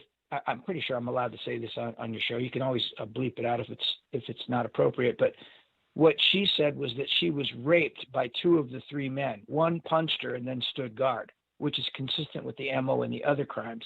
As you know, one stood guard during the double event murder of Elizabeth Stride. But what she said was the older guy punched me in the face and then stood guard, while the other 2 raped me. But the teenager was the far more brutal of the assailants, and he's the one that actually inserted a blunt object into my vagina, which eventually caused her death through peritonitis. So he was the more cruel of the 3. Which is revealed later on in the book. And the way that you do it, it goes all the way back to Emma Smith. Okay, so let's who discovered the body of Annie Chapman? Let's go that route. Annie Chapman was discovered on the stoop of her house at 29 Hanbury by a guy who lived in the building. He actually found her body. So it wasn't actually my suspects that found her body. although I can absolutely prove that they did find the body of Stride. I think it was a guy, if I'm not mistaken, I think his name was Richardson, who lived at 29 Hanbury Street. And he was the one who found her first. I believe it was a guy called Richardson. I can't remember if his name was Joe or Joseph or John, but he was a guy who came out of the steps, came out to the steps at 29 where he lived, and he found her. And Elizabeth Stride? Elizabeth Stride was found ostensibly by Louis Diemschutz. This is where my whole theory comes into play. Stride was found by the steward of the International Working Men's Educational Club, which was the scene of the first of the two double event murders. And Louis Diemschutz was the steward. He was the, kind of the president of this club, which was actually not an educational club by any means. It was a socialist anarchist club whose primary objective was to bring down the British government at all costs. He found, quote unquote, the body of Stride, and the first two guys out the door were his two accomplices, followed by his wife, who was also a sort of accomplice. She didn't take part in the actual, I wasn't supposed to say that, was I? Never mind. Now, the teenage psycho, was he part of the social club? Yes. See, and right there as a detective for Scotland Yard, isn't this pretty easy to start to put the puzzle pieces together? One would think, although, as I mentioned earlier, they were so clever in the way that they orchestrated this killing. They did this killing as a form of propaganda, which is near and dear to the anarcho-communist cause. It's a weapon that we know that the socialist, anarchist, communist uses. It's been written about extensively from everyone from Marx to Kropotkin. And even in this modern day, there are anarcho-communists that are using that same tactic. So propaganda is near and dear. I mean, even if you want to look at ISIS and they put out those videos where they orchestrate these murders of what they would call martyrs, people that die for their cause, and they'll have multiple camera angles and music and, while it's not happening so much now as it was a few years back, where they would put these YouTube videos out, very well produced, and it was a form of propaganda. And so in this respect, when the murders took place, this teenager that we're talking about was just a tiny footnote in the case, and he happened to be interviewed by the newspaper because the steward organized that interview. But nobody would have ever dreamed that a 17 or 18-year-old boy would possibly be at the back of a series of crimes like this. So I can understand why they would overlook that. But primarily because of the way they organized and orchestrated the double event in such a way that it would absolutely remove any suspicion of any of them by the way that they organized it. Now, tell me the approach now of Sherlock Holmes. As we get to the situation of these murders are now starting to add up in Whitechapel, right? We've got at this point when Elizabeth Stride comes into play, we now have 5 murders, right? We've got or 8, depending on how you or 8, yes, exactly. Now, by the time we get to Elizabeth Stride, how does Sherlock Holmes start to put this together? Well, what happens, I'm really glad you asked that. What happens in my book is I incorporated this guy into my book, PC Daniel Rumbelow. And he's based upon a very, very famous ripperologist who has become a very dear friend of mine in the interim, called Donald Rumbelow, who was also a policeman. And in my book, his badge number is the same as Donald Rumbelow's was. So in my book, Daniel Rumbelow takes Holmes on a tour of the murder scenes, which is kind of ironic because Donald Rumbelow made his living after having retired as a policeman doing ripper tours around Whitechapel. You probably met him. So in the book, Rumbelow takes Holmes and Watson to the scene of the Stride killing, which is the IWMEC, the men's club. And Holmes finds the grape stems that are covered in blood.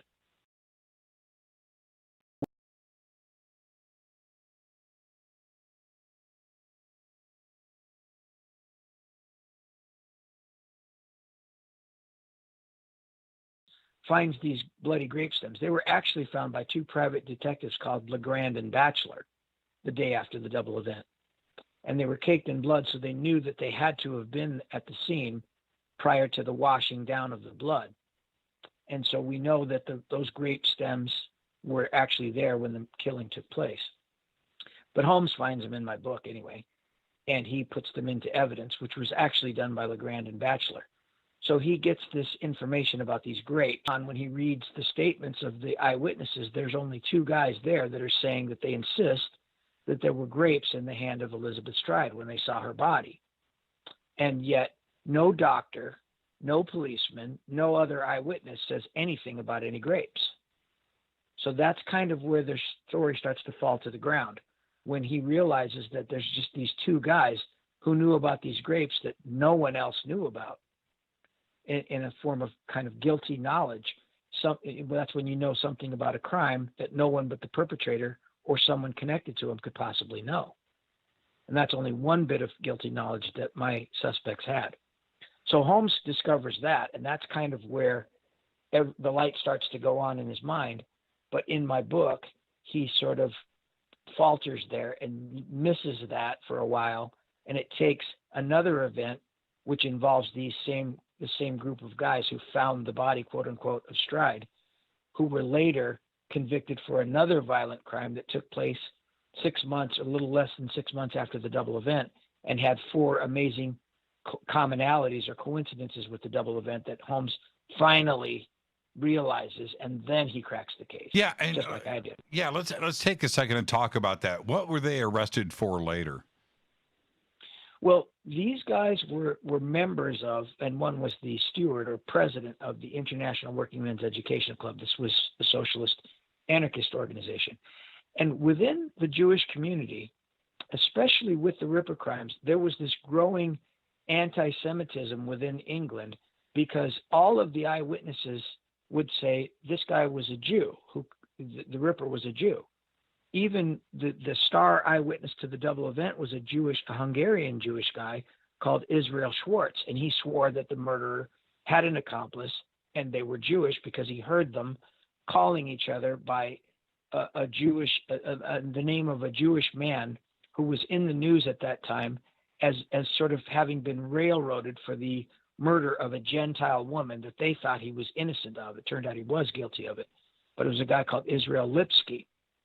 And so when Israel Schwartz walked in on the murder of Stride, he heard one of the murderers shout to a guy across the street, Lipsky.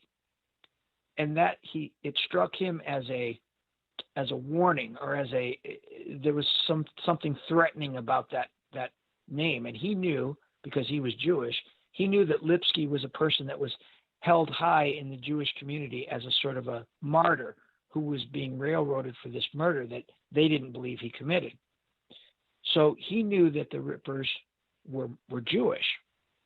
And so what was happening is this was causing a lot of dissent within the community, and there were sort of anti-Jewish riots. There was a lot of dissent within the community, and people were attacking Jewish people. George Lusk, the head of the Whitechapel Vigilance Committee, was said to have been beating innocent Jews in the name of catching the Ripper, sort of a vigilante guy. Mm-hmm.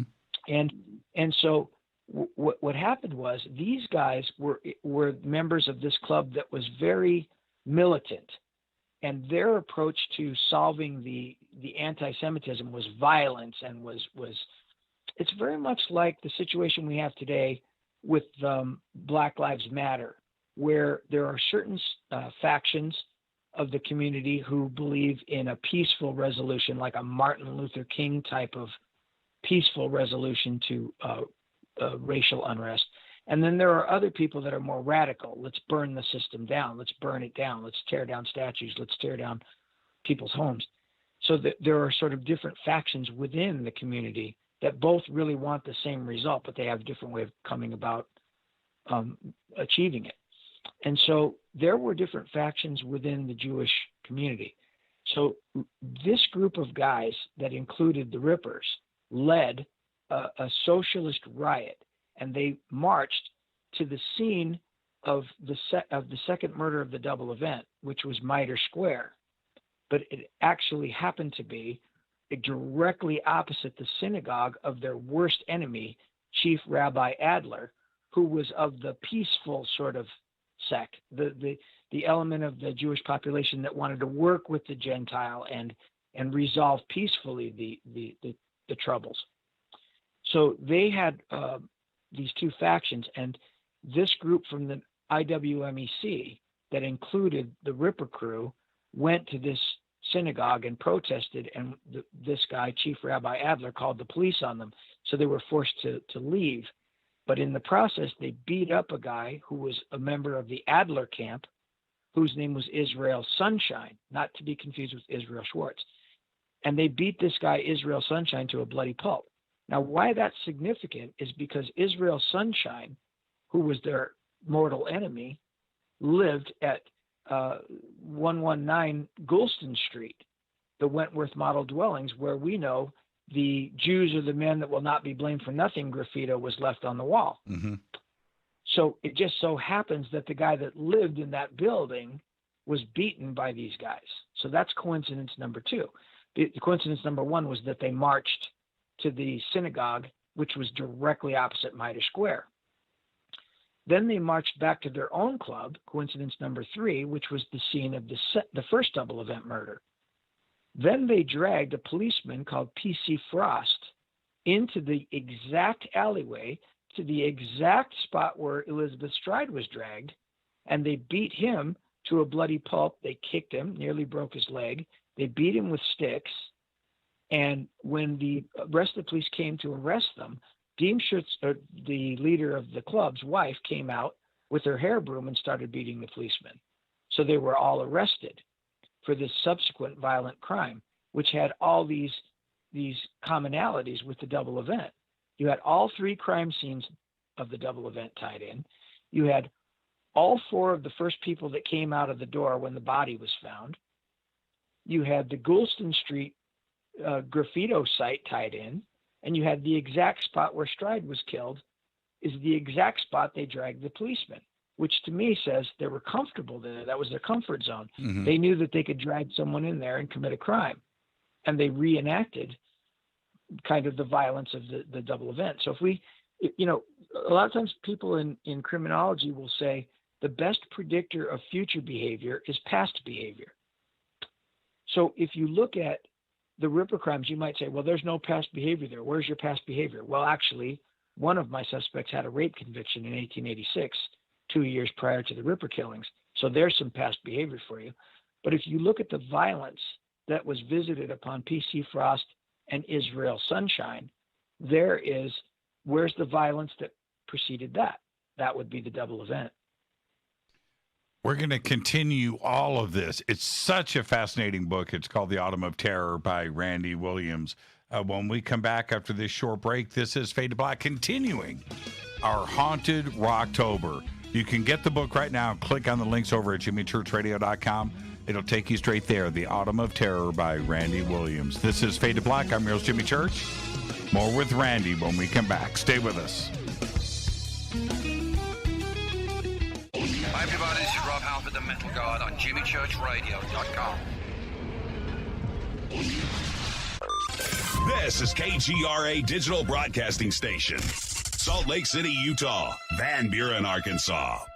Why is it we're not very good with our health regimen until it's too late? We don't put oil in the car until the engine blows up. When the body's out of balance, your health is not so good. Give your body some love. Log on to GetTheT.com. That's GetTheT.com. Try our Life Change Tea, which cleanses you from harmful intruders. A clean colon is one of the ways to bring the body in balance. We also carry organic supplements to help you get where you need to go. So do your body a favor. Log on to GetTheT.com. That's GetTheT.com. You can even visit our sales page to save some dough. Does anybody call money dough anymore? Anyway, if you're looking for short, helpful health tips, go to YouTube and punch in Health Matters Now. That's Health Matters Now. So, log on to getthetea.com, shop, get balanced, then learn some cool tips at Health Matters Now. You'll be glad you did. That's getthetea.com. Contact for current news and trending topics. KGRAradio.com. This is Jimmy Church of Fade to Black, and I only drink Fade to Black blend coffee from River Moon. Just click on the River Moon Coffee banner at jimmychurchradio.com. Promo code F2B Blend. Let's face it, you've always wanted to do a sky watch and see your first UFO. Today, it's easy. Just get your own HP-7 3B Cobalt Jimmy Church Edition night vision.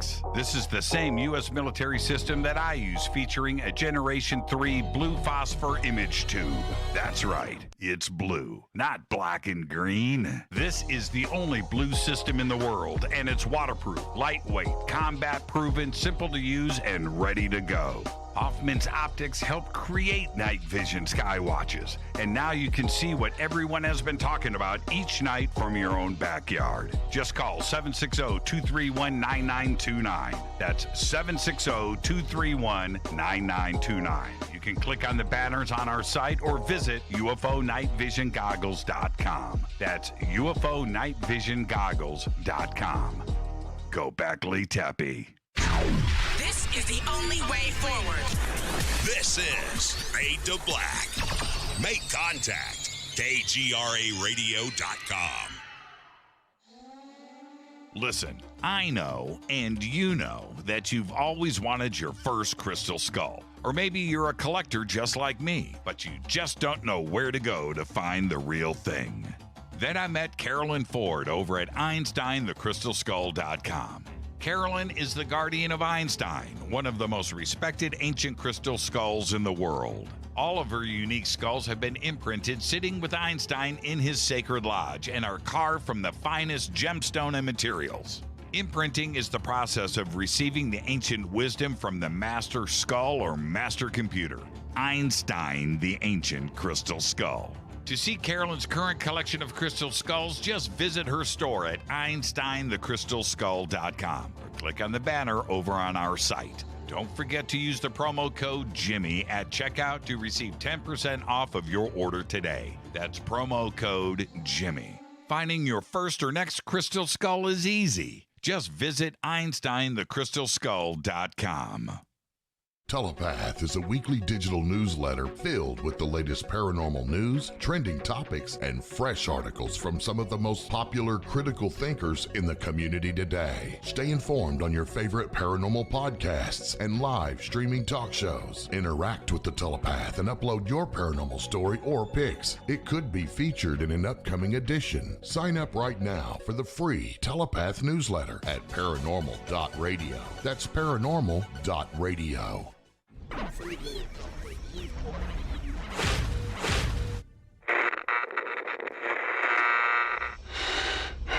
You want to know a secret? I love ponies. I really love ponies. I'm serious. I couldn't stay sane without ponies to brush. Why fade to black? Because you never got that pony, damn it. This is Fade to Black with Jimmy Church on the Game Changer Radio Network and KGRA, the Global Radio Alliance.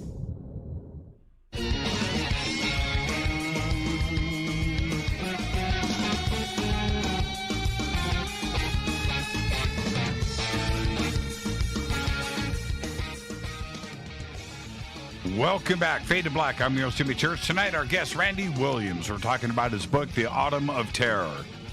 Sherlock Holmes Solves Jack the Ripper. It's a great read, great book. We have the links for it over there at jimmychurchradio.com, and you can click on it and go and get it's just a fantastic read. Fantastic read. Aaron Kosminski. You're thinking of Einstein. Yeah. I want that Einstein skull, by the way. You know, the mafia killed Einstein. They said he knew too much. Is that right? Is that your next book? That was a bad joke. You Okay. knew too much? Sorry. Sherlock Holmes solves the murder. Now, a couple of things. I don't want to run out of time tonight, and we can certainly run into overtime if we do. But there's a couple of elements I want to bring into play here. First off, Dr. Watson. How did Dr. Watson play out in your book?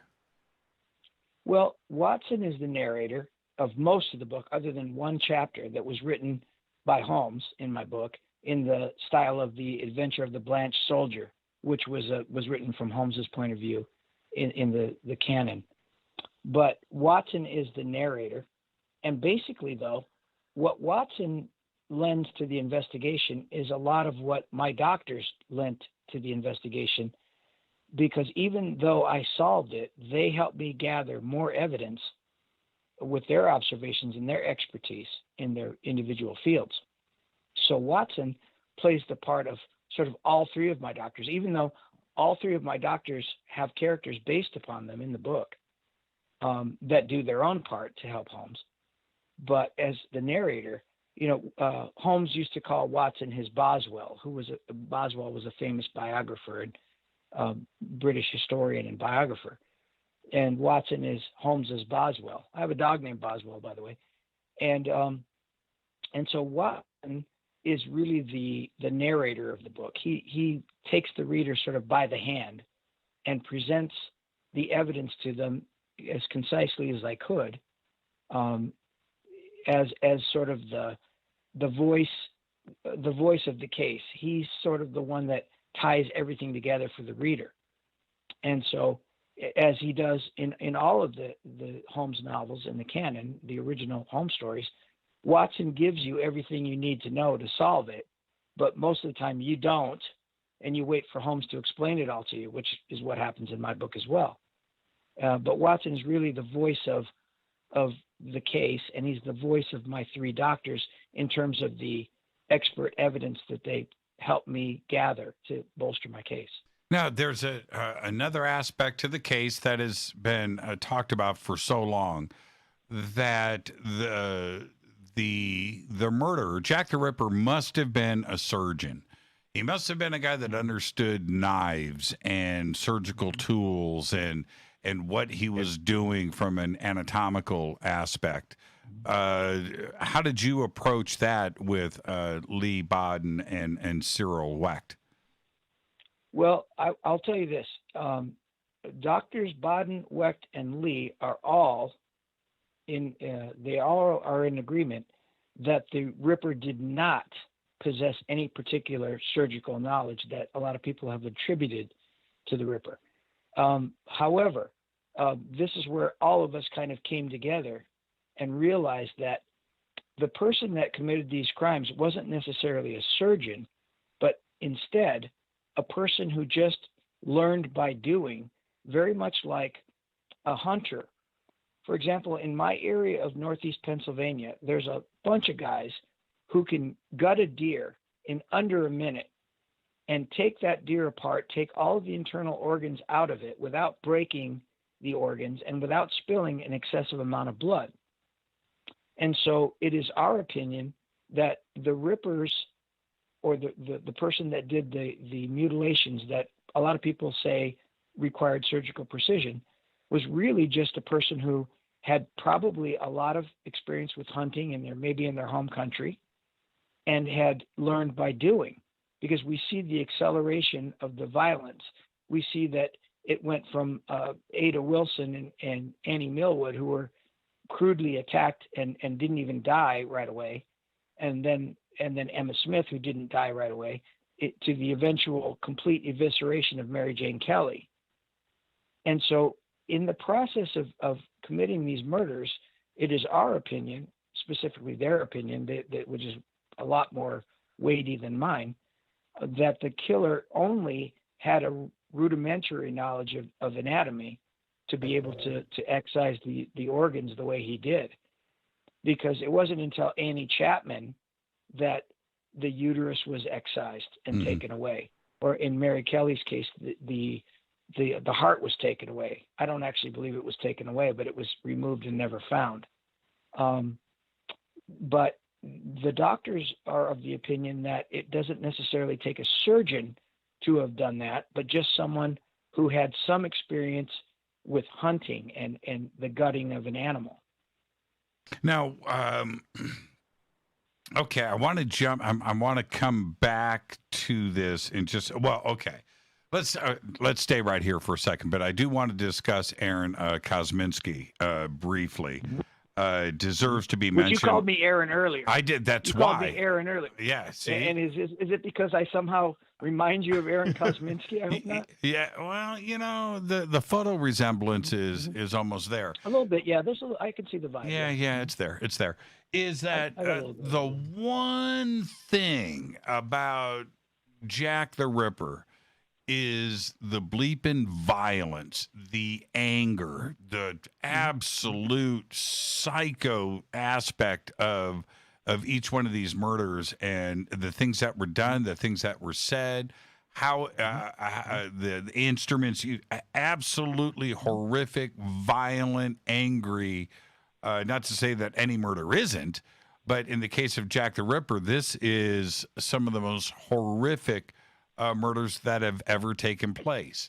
Now, how does Sherlock Holmes connect the dots here and attribute this to the list of suspects? Well, this kind of leads back to this propaganda aspect of the case that I mentioned earlier. Let's look at the fact that we could say that sex sells. And in the 1800s, if you looked at a newspaper and you saw, construction on the Whitechapel Road, and you saw Parliament voting on such and such, and then you saw prostitute brutally dismembered in Mitre Square, that's the story you're going to go to, even today, if you saw such a story. And so it was the sensationalism. And I believe that what they did was they contracted this young, malleable, easily influenced kid who sort of looked up to the steward of the club, and they basically said to him, you've got to really rip this girl to shreds. And I believe that he actually enjoyed it and became a full-blown psychopath. But I think that they basically said, in the case of Eddowes in Mitre Square, which, by the way, the mitre is the hat that the Pope wears, they wanted to spill the tainted blood, quote unquote, of a prostitute on the head of Christianity. I think that they told this kid, you've got to really, really brutalize this woman, because the more sensational, the more brutal this crime, the more attention it's going to draw to our cause. And in fact, he carved his initials in her face 3 times. If you look at the Eddowes photographs and you look at the drawings that have been recreated by forensic artists like Michael Trott, you'll see that there's these weird designs carved in her face, very brutal, just odd V's, inverted V's on her cheeks and on her chin. And you look at that, and when you look at the picture, you just see this odd pattern that people say, oh, he was trying to make her look like a clown, or he was trying to somehow deface her in this ritual manner. And I even looked at that and thought, does it say 666 on her face? Because it kind of does. But in actual fact, if you look at the body in the way that the killer would have been looking at the body, with her head at your knees and her feet to your right, if you turn the photograph of Catherine Eddowes in that manner, you'll see plainly carved into her face, IMK, 3 times, plainly carved into her face. The inverted V's were if you could imagine a K turned on its side, that inverted V becomes the V portion of the K, and the slice through her eye became the spine of the K. And then there were 3 I's carved in her face, and there was an M carved on her chin, and his initials were IMK. So I think that, to answer that question, I think that kid became very, very involved in it and loved it, and really was the most brutal of the 3. And he was contracted to do that part because they saw that sort of tendency in him. I think that he was the one that was sort of just told what to do. And I mean, if you gave a kid a knife and you said, here, carve something in his picnic table. What's he probably going to carve? He's probably going to carve his initials in the table. And that's exactly what he did to Catherine Eddowes. And I believe he also did it to Mary Jane Kelly, but her face was so brutalized that you couldn't actually make heads or tails out of what he did to her face. There's and speaking of both of these murders, which I think Eddowes' body was discovered like minutes after, not shortly after Stride's body, right? Right. Stride's body was discovered by Diemschutz. If you want to listen to him, he said he discovered it at exactly 1 a.m., but it was actually probably 1:45 to 1. Right, 1:45 to 1. Whereas Eddowes was discovered at 1:42 a.m. by PC Watkins in Mitre Square. Now, in Mitre Square, I don't know how many people are awake at that time of day, but both of these killings, and certainly with Eddowes, I mean, this doesn't happen in seconds. This happens over minutes, right? It takes time. How did they do it without witnesses? That's the other thing. Well, what did Sherlock Holmes say about this? Well, there were actually witnesses, not to the actual murder of Eddowes. There was a witness to the murder of Stride, though I mentioned earlier, Israel Schwartz. But there were 3 guys, Jewish men, that were coming from a Jewish club near the synagogue of Adler, and they did see a guy talking to Eddowes before she was killed. And all of them said, we don't want to associate with people like that. When we saw him, we knew he was bad news, and we just turned our heads and went the other way, which kind of implies that they knew who he was and they knew he was bad news. Now, how they did it without any witnesses was because Mitre Square was pitch black and there was nobody there at 1:42 a.m. And when you said a matter of minutes, yes, it took them 9 minutes to do the mutilations. Right. Now, what I believe happened, and the way that primarily my doctors figured out that the murders were done, it was by at least 2 guys. And I think that what one of them did was come up behind the woman while she was being distracted by the other guy, who was ostensibly trying to organize a liaison. And I think that while they were talking, he came up behind her, slipped her into a half Nelson, covered her mouth, and held her head backwards. And I think that then the other guy probably grabbed her by the legs, and then they carried her through Church Passage, a real narrow, dark passage, into Mitre Square, where I believe they had already cased the place the night before and realized that at that time of night, no one would be in there other than the policemen that would do their rounds every 15 minutes. So they knew that when they got the girl in there, that they had X amount of time before PC Watkins would be around to do his round. And there was an ear witness that heard the commotion of them dragging her down the alleyway. Now, and there was another thing that happened, which is Eddowes, like a piece of her clothing was found at 3 a.m. Apron. It was an apron, right? I'm remembering all of this now. But there was something that was placed there intentionally by the killers, right? Yes. Now that apron, I'm glad you brought that up, because the apron was cut in half, and then half of it was placed under the graffito at Israel Sunshine's house on Goulston Street, underneath the graffito, "The Jews are the men that will not be blamed for nothing." Right.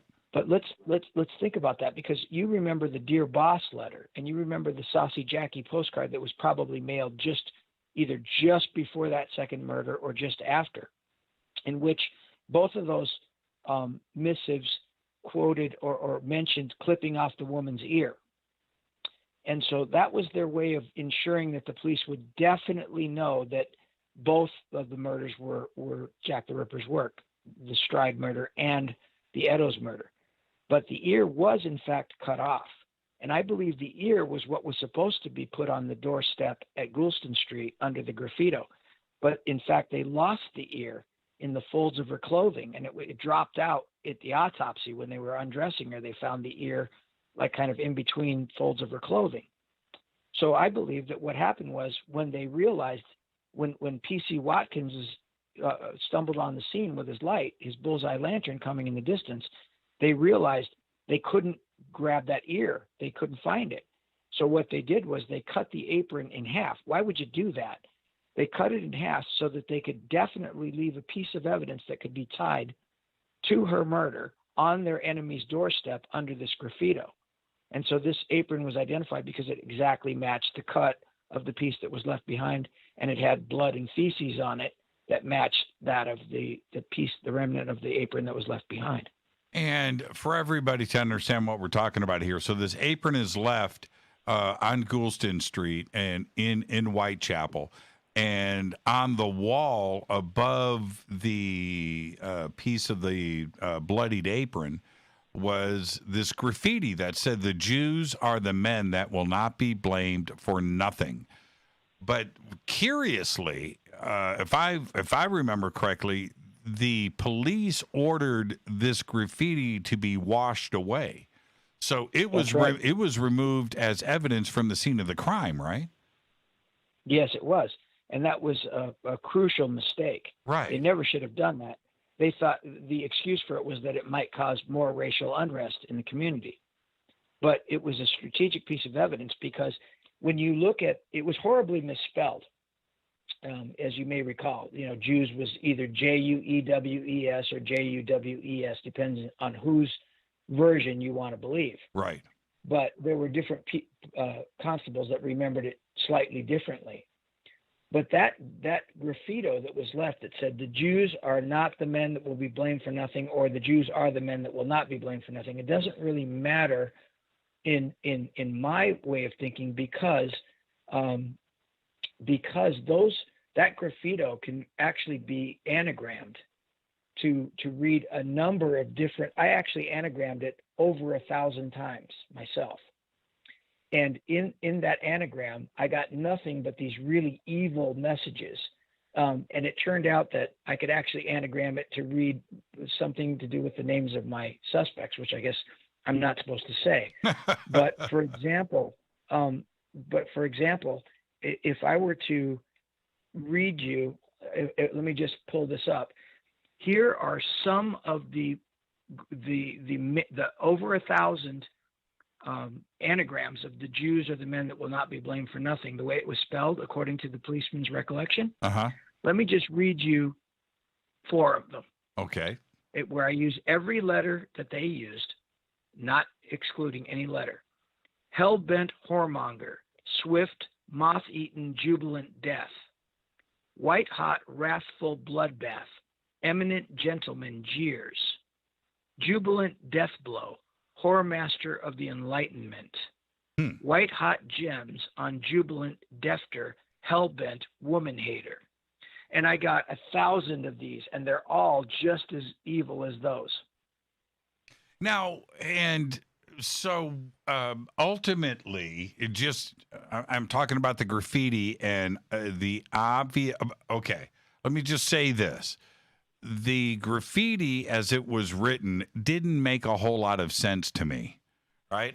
I read that over and over again going, okay, but the word Jews were there and will not be blamed for nothing. And you try to put this together in your own mind. Were the killers blaming the Jewish community? Was that the attempt here? I believe it was a word game to toy with the police. They did a lot of word games. If your viewers or your listeners go to my YouTube video where I broke down one of the letters sent by the killers to the guy who owned the house where Mary Kelly lived, mm-hmm. they loved the word game, and I think that more than anything, they were trying to get the police to believe that it was the Jew Israel Sunshine who they had beaten up. Whether they were to beat up 6 months later, they were, I think, trying to get the police to suspect him. That's why they left it on his doorstep above anyone else. He was a mortal enemy of the club and their cause. Mm-hmm. So I think they wanted to point to him, not particularly the Jews per se, but I also do think that they wanted to stir up the same tensions between Jews and Gentiles because it served their purpose. They were the militant branch. They wanted the strife between the Jews and the Gentiles. And so I think that they wrote it that way purposely to put blame onto Israel Sunshine, their enemy, who was a Jew and who lived at the very address where the graffito was left. Absolutely incredible. Can I get you to hang on for some overtime? We're not done. Oh, yeah, hell yeah. Yeah, that's what I'm talking about, Randy Williams. Now, before we head to the break, I want to tell everybody about Virtual Shield. Again, last year, you need to understand that website shared over 100 trillion pieces of personal data. This is data taken on users of various websites, like the one that you are on right now. Now, I don't like being spied on by advertisers, which is why I use Virtual Shield. Tons of platforms. Platforms have stopped their COVID-19 relief discounts, but not Virtual Shield. Virtual Shield continues to offer its loyal customers a whopping 50% off of all their plans for life. If you want to browse the internet anonymously and securely like I do, just visit virtualshield.com/fade to black, or you can click on the link right now in the video description box below. It's very simple. Virtual Shield VPN, and you can get it free today. You can look around the studio right here. 1, 2, 3, 4, 5, 6 computers, all Virtual Shield VPN. I am your host, Jimmy Church. Our guest tonight, Randy Williams. We are discussing Jack the Ripper and how Sherlock Holmes would have solved the case. I think he's done it, and the book is available right now on Amazon. You can click on the links over at jimmychurchradio.com. We're heading into overtime for our Haunted Rocktober. This is Fade to Black. Stay with us. We'll be right back.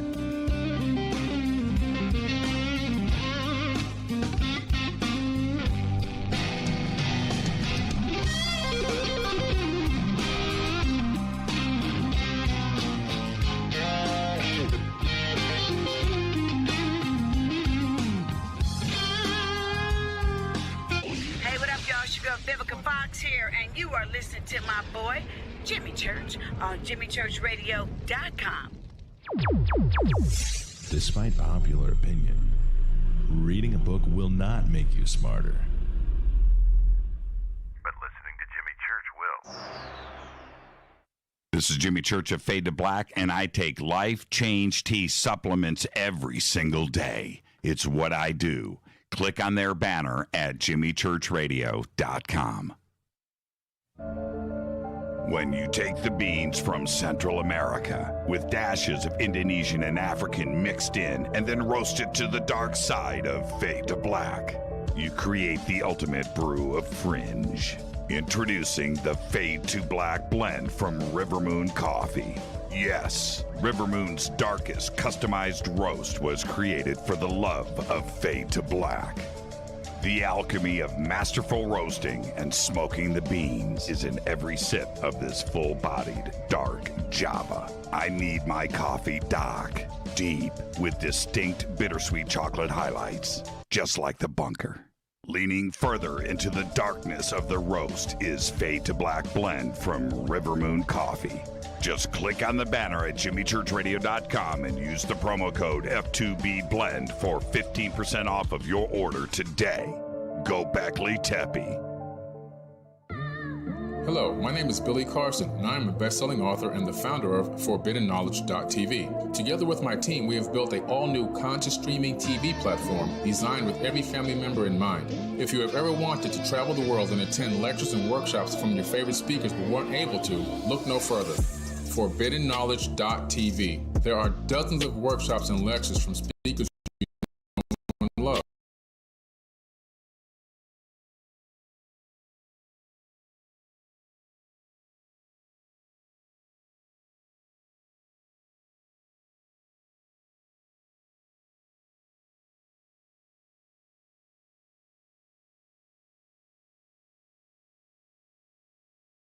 Teachings,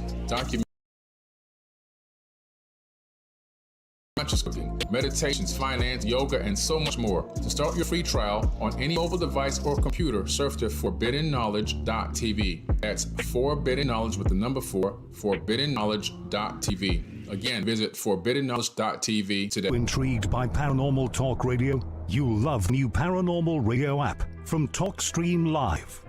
You'll find a great selection of talk shows covering UFOs, ghosts, strange phenomena, and much more.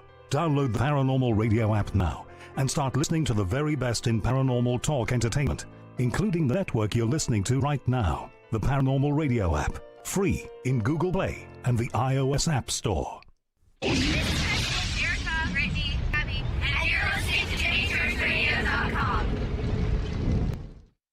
It's not a lifestyle we chose. We were born this way. KGRARadio.com.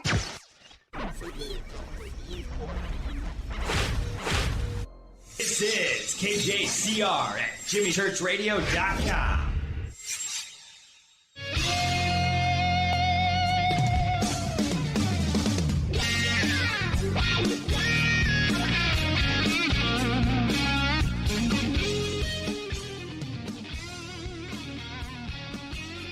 Welcome back, Fade to Black. I'm your host, Jimmy Church. Continuing our Haunted Rocktober. Tonight, Randy Williams is with us.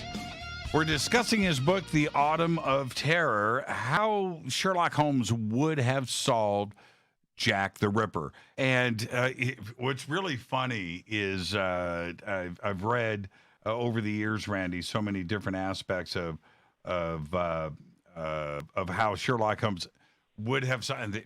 Sherlock Holmes was fictitious. He couldn't have. I'm just thinking about. You haven't read the book. You haven't read the book. You need to read the book. And I want to talk about some other suspects here. Now, I'm going to read a list of names. Okay, Montague, John Druitt, Aaron Kosminski. We're going to talk about him in a second. Michael Ostrog, John Pizer, James Sadler, Francis Tabletti.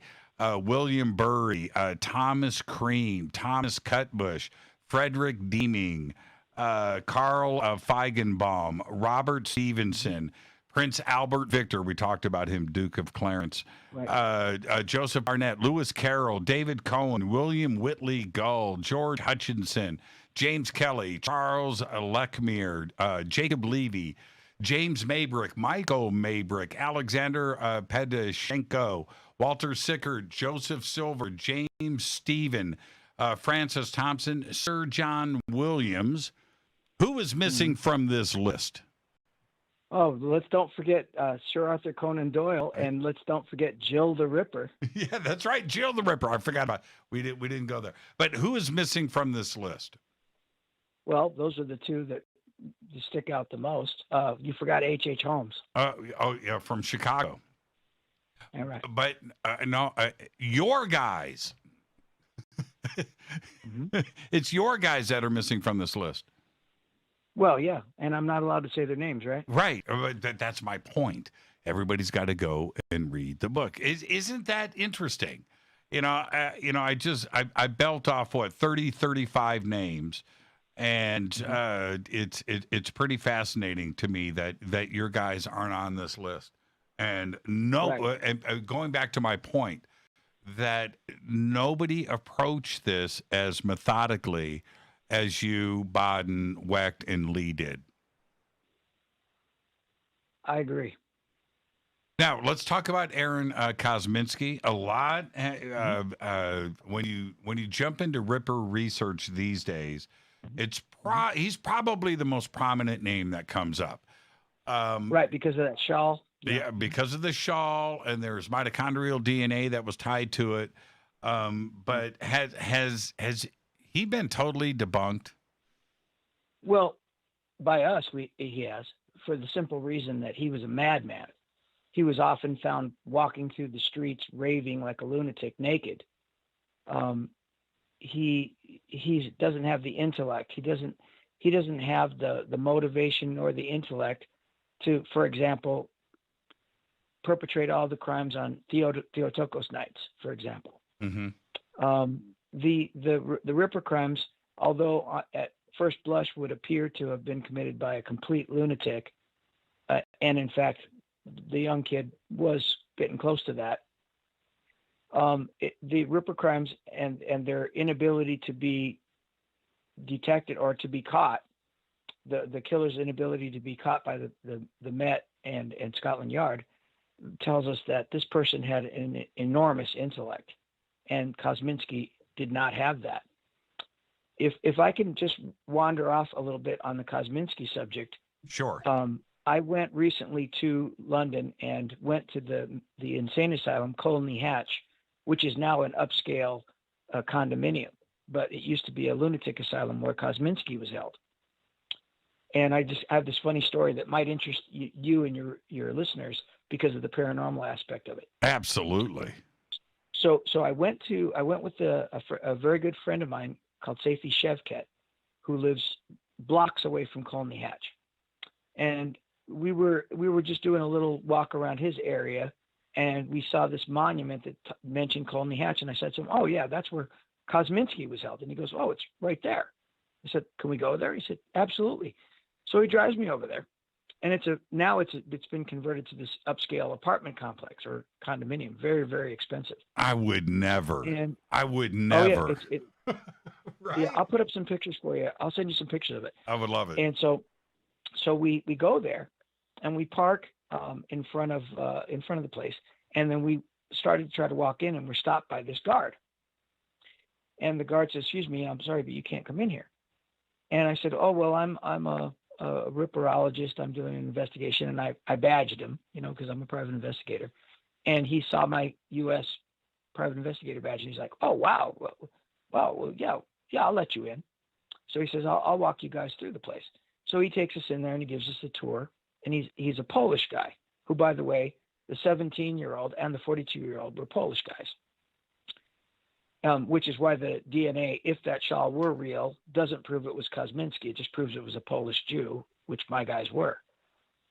So it actually bolsters my case, though I don't believe it was real. I mean, it's authentic. But in any case, to get back to the story, so this guard was a Polish guy, and he says to me, "I'm kind of I have a sort of a second sight. I've always had this sort of ability to feel and see things." And he says, I frequently kind of feel the presence of this Kosminski guy. And he says, I know he was here and he's Polish, and I feel this affinity towards him because he was Polish. And he says, he used to be here, and he took us to where he was housed and all this. So we took this tour, and the guy was very interested in the whole Ripper case. And after we finished this little tour, and I took a bunch of pictures, and then we left. And I exchanged phone numbers with this guard because he told me that he had a friend in Poland who was very good at contacting the spirits of the dead. And he thought that this guy would be interested in talking to me and maybe doing some sort of a seance or something where he contacted Aaron Kosminski. And I sort of, I don't want to say humored the guy, but I thought, that's interesting, and it might be something that would be fun to pursue. So I took the guy's phone number and gave him mine. And after we finished our little tour, we got back in Safi's car and we started to head out, and we didn't get 100 yards, and the phone rings, and it's this guard, and he says, "You need to get back here right now." And I said, "Well, what's up?" He goes, just get here right now." So we turned around, came back, and it was dark by then. And he says, "Watch this, look at this." And he says, that gas light there, that's an original light from the old days. And he said, as soon as you guys left, that light started acting really crazy, which it never has before. It never has before. So I said, "Oh, that's interesting. Let's go look." So we walk over there to this gas light, and the gas light was on like it should be. And he says, "Kosminski, are you there?" And the light goes off. Shut up. And then I'm not kidding. And I have this all on video, Jimmy. Oh man. So we're videoing. Safi's videoing this whole thing. So I go. It reminded me of these, these different shows that you see where they say blink the flashlight if you're there, type of thing. Right. So I was thinking about that, and I said, "Aaron, if you're there," I said, I'm an investigator, and I don't believe you were Jack the Ripper. I know you were blamed for it, but I know you didn't do it. So if you're there, give me a sign. And the light flickers. So then I said, oh, well, that's neat, but I mean, it could be explained away 1,000 ways. Sure. So I proceeded to ask a series of questions, and I got these blinks of the gaslight, which had been converted to electricity now. But of all the lights, it was just this one.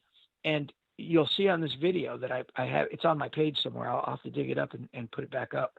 But this gaslight was actually responding to my questions, like, incredibly. It would stay off, and I would say, like, well, blink twice if you feel like you're being blamed wrongly, and it blinks twice. And I asked it all these questions, and this light basically was like interviewing a person. It was the trippiest thing ever. And then after a certain amount of questions, it just went out and stayed out. But this guard was completely freaked out, you know. And that's freaking me out. I kind of was. Yeah. I kind of was too. But I guess the moral of the story is that, you know, if you want to believe that there was anything to it, and it wasn't just a short circuit, and it wasn't just a series of coincidences that happened to match my voice, and however you want to explain it away. Guard. Well, how was Kosminski? Because the mitochondrial DNA part came out. That's part of modern science. That's recent stuff. But back then, his name, or the name Kosminski, it wasn't Aaron, right? It was just Kosminski, was brought up in the investigation. Do you think it was another Kosminski? And you know what I mean? That he was tied only because of his last name, not necessarily his first. Well, it had to do with the fact that he was a Polish Jew, which all of the eyewitnesses were saying that it was a Jew. Mm-hmm. People were saying, anyone that saw the Ripper would say he was definitely Jewish. And Kosminski somewhat fit the description. And he was a person that was periodically, as I said, he was spotted, walking through Whitechapel naked, screaming like an animal. And he had a somewhat of a history of violence, although it wasn't anything like the violence of the Ripper crimes. But he was a kind of a natural fit, and he kind of fit the profile, so to speak. And so the police tailed him, although whenever they tailed him, he didn't do anything. It's because he didn't do it. But he was actually, I wanted to bring up really quick, because I'm going to get to H.H. Holmes, actually. With Aaron Kosminski, though, the mitochondrial DNA and that evidence that was presented, didn't that turn out to be flawed? And in many ways. First of all, the shawl, there was never any solid evidence that the shawl even existed, because there was never in the police report any mention of a shawl. Furthermore, Catherine Eddowes, whose shawl it was purported to be, was a known prostitute. I mean, I know there are authors out there now who are saying that none of the victims were prostitutes, and they have their argument for that. But in any case, she was a known prostitute. And so even if she had a shawl that was never actually accounted for by any of the police on the scene, and by the way, the policeman who claimed to have found it and taken it home was never on the Whitechapel beat and never proven to have been an officer in the case. Mm-hmm. But even if you want to take all of that and say, oh, well, maybe that it was her shawl, why would semen on the shawl of a prostitute necessarily be that of the killer and not of any one of the hundreds of Johns she might have encountered in the days, weeks prior to that killing? Mm-hmm. Why would it necessarily be that? Because there wasn't a sexual element to the Ripper crimes. The only Ripper crime that we know had a sexual element was Emma Smith. Right. Where she was raped. So the doctors back then and my doctors now say there was no sexual element to the crime. So why would there be semen present to begin with? But if there were, and even if you want to say there was semen present, there was a shawl, let's go back and say there was a shawl and it was taken as a souvenir by a policeman who really wasn't there, but let's say he was. And he took that shawl and he kept it for all these years. And then they finally did this DNA on it. The DNA that they found on this purported shawl of the victim pointed to nothing more than the haplotype, which is a technical term for a the form of mitochondrial DNA that was found on this shawl, it only pointed to a Jewish, an ethnic Polish Jew. It didn't point to Kosminski per se specifically. It pointed to the fact that this killer, if you want to buy all of those elements that are very, very, very doubtful, but if you want to buy all of it and say that this shawl was authentic and it really was the semen of the killer, all that it proves is that that semen was that of a Jewish Pole, an ethnic Jew, Polish. No more than that. Not Aaron Kosminski per se. Any ethnic Polish Jew. So the two of my killers, the 42-year-old and the teenager, were both Polish ethnic Jews. So that evidence does nothing but bolster my theory, although none of my doctors, nor do I, believe that it had any provenance, that there was any authenticity to it. And on my webpage, all of my doctors weighed in on that shawl, and they all said, well, we don't. Actually, Cyril Weck said, all it does is prove that Randy's right. You're right. If you want to believe it. But yes, the other two exactly. doctors said it's complete junk science. They said it completely is junk science in the respect that the provenance of the shawl can't be proven. But even if you want to take it all into account and say that it really is real, it does not specifically point to Aaron Kosminski. Right. It's not Aaron Kosminski's DNA on the shawl, which is what has been implied, but that is not the case. It's mitochondrial DNA that is just pointing to a group of Homo sapien sapien. Right. Exactly right. That's it. It points to a Polish ethnic Jew, which two of my suspects, and coincidentally, the two that performed the Catherine Eddowes murder, because the other guy, the steward of the club, was in the clubhouse with the cops at the time. So the two guys that I purport to have done the Eddowes murder were both ethnic Polish Jews. So all it would do would bolster my evidence and bolster my case, which is why I said earlier that people have a tendency when they want to point at, let's say you brought up H.H. Holmes, or I did, and I'm not here to shoot down anyone else's theory. I'm here to prove mine. But if we want to say that it was H.H. Holmes, he wasn't a Polish ethnic Jew, so that shoots him down. Although I don't believe it for a minute. You're answering my questions before I can ask them. That's not fair, Randy. That's not fair. Well, I'm sorry. Yeah. I'm sorry. But let's talk about H.H. Holmes for a second. Let's do. Yeah, let's talk about H.H. Holmes. Now, the only thing. Now, I want your opinion here, and it's not the only thing, but if there is one thing that says it's possibly H.H. Holmes, is he was alive at the time. But that's really just about it. Is there any other evidence that puts H.H. Holmes in Whitechapel in 1888? No. And there's no way that an American guy would be confused for a Jew by a Jew, let alone have an accomplice who was a Jew who would use this sort of catchphrase of Lipsky as a sort of code word for danger. Holmes barely fits the description in terms of his looks, but not in his accent. An American guy would not be confused for an ethnic Jew by an ethnic Jew, let alone the rest of the eyewitnesses. There's nothing that says that he was in England. In fact, I recently unearthed a picture of H.H. Holmes in Poughkeepsie, New York, during the Annie Chapman murder. I think a day before the Annie Chapman murder. So there's really nothing that says it was Holmes. There's the fact that he was a killer. But if you even look at his MO, he killed for money. He killed people that he knew. Mm-hmm. He targeted people that he could cash in on their insurance policies. Now, I'm going to say I haven't done an in-depth study of everything there is to know about H.H. Holmes, because we all summarily dismissed him as a suspect after we took a look at him. But we knew that, he doesn't fit the profile in any way, shape, or form, except that if you want to use that police sketch, he might vaguely resemble the sketch.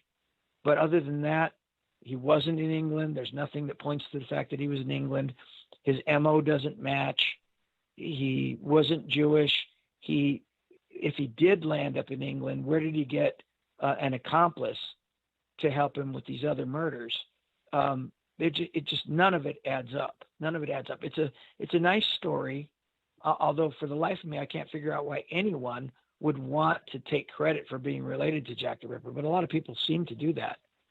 But in my opinion, there's not a leg to stand on. That theory has no legs to stand on. Well, there's one thing that really stands out to me, and I'm not a professional investigator or anything like that, but you look at H.H. Holmes, and you know he liked killing indoors. All right, that was his thing, right? Secret rooms, secret passive, and he killed in private. He kept his stuff secret. Jack the Ripper is out on the streets, right? Right. All the killings except Mary Kelly were outdoors. Yeah, all in the open, right? The opposite of what H.H. Holmes did.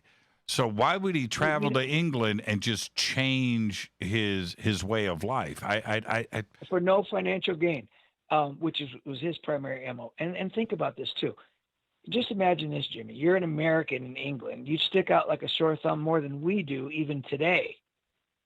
So you're going to be an American in England, and you're going to be ballsy enough to go out and commit murders in the open in various locations around specifically Whitechapel and not the rest of London. Like, why wouldn't you do it at Buckingham Palace? Why wouldn't you do it at Claridge's Hotel or Piccadilly?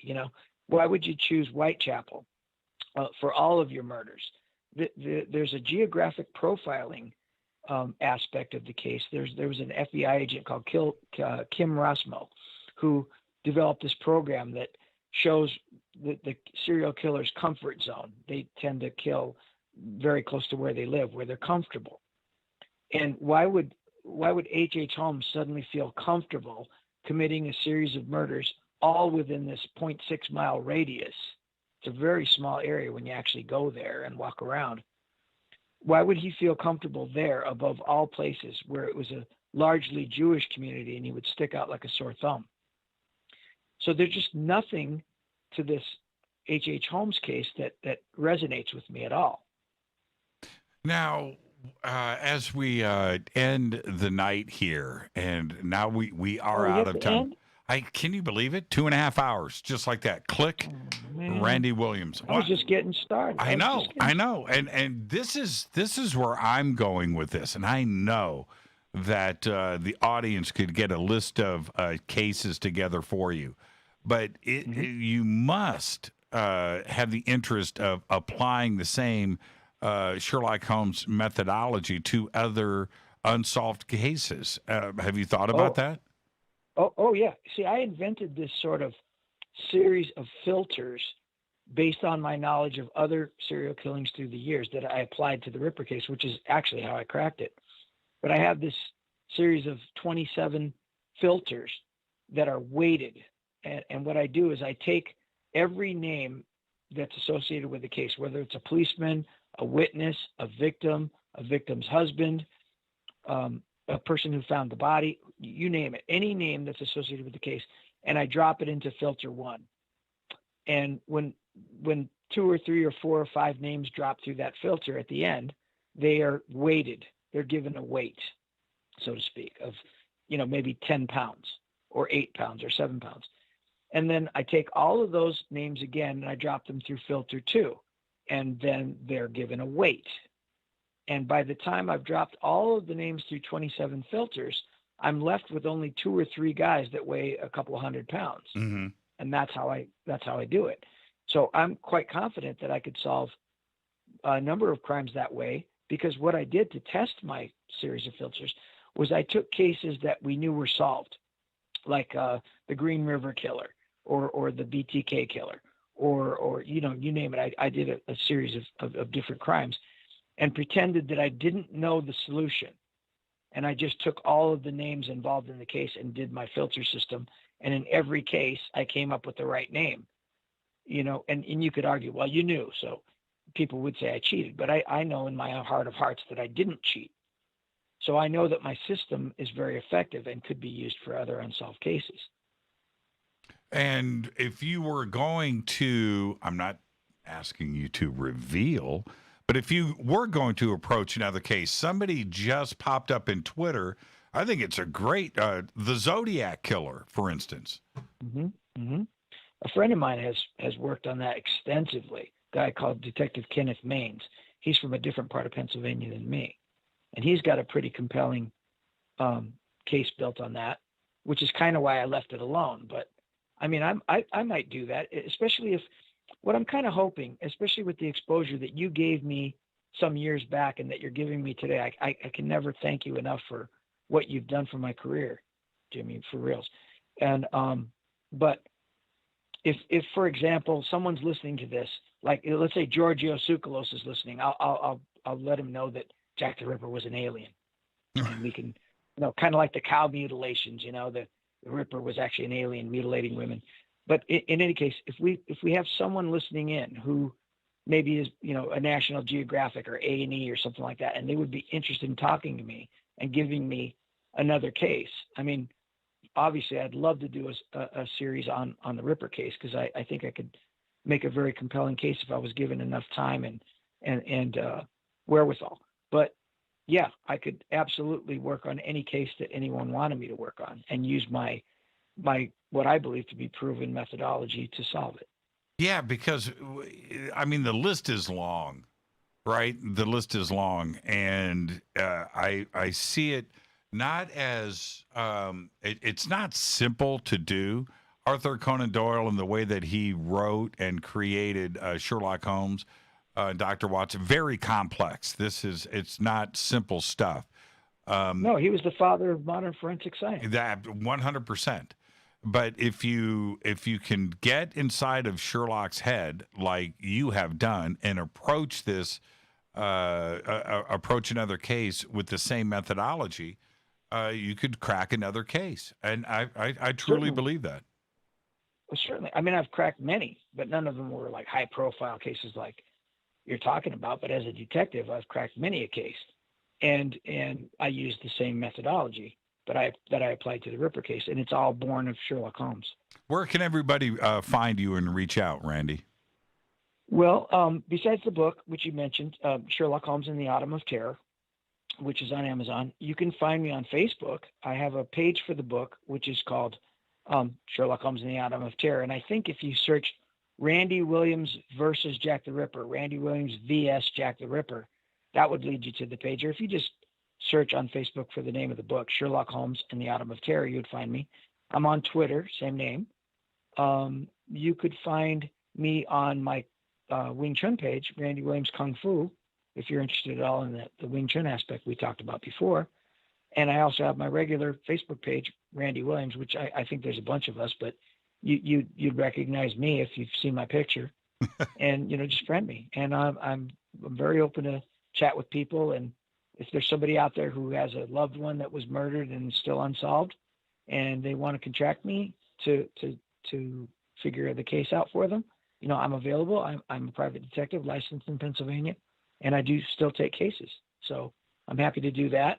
And if any of I know you're very connected in the media, and if there's somebody out there that, an A&E or a National Geographic type or History Channel type person, or if Giorgio wants me to prove that Jack the Ripper was an alien, I'd be happy to do that. I'd love to do that. Randy Williams, you are the absolute best, my friend. I so look forward to our next chat. We've got lots of stuff that we're working on, and we'll get all through it. And 2021 is going to be a great year for us both. Thank you so much. I can't thank you enough, Jimmy. You've just really, you've done so much for me. I can never repay you. Thank you, Randy. And do me a favor and have a great, safe, fun week ahead of you. It is Halloween. It is. I'm looking forward to it. Randy. I'm going to dress as Jack the Ripper. No kidding, right? Jack the Elvis Ripper. Randy Williams. All the links for Randy are right there at jimmychurchradio.com. You can find the book right there on Amazon, too, as well. I want to remind everybody, tomorrow night, Joshua P. Warren is here. Fade to Black's executive producers, Rita Camarion. Show is produced by Hilton J. Palm, Renee, Dennis, and Kevin. Announcers are Steve Harder, Gene Vitoa, Mark D. Kovar. Webmaster is Drew the Geek. Music, Doug Aldrich. Intro, Spaceboy, spaceboymusic.com. Fade to Black is produced by KJCR for the Game Changer Network, and syndication is KGRA, The Planet. This broadcast owned and copyrighted 2020 by Fade to Black and the Game Changer Network, Inc. It cannot be rebroadcast, downloaded, copied, or used anywhere in the known universe without written permission from Fade to Black or the Game Changer Network. I'm your host, Jimmy Church. Until tomorrow night, I want everybody to be safe.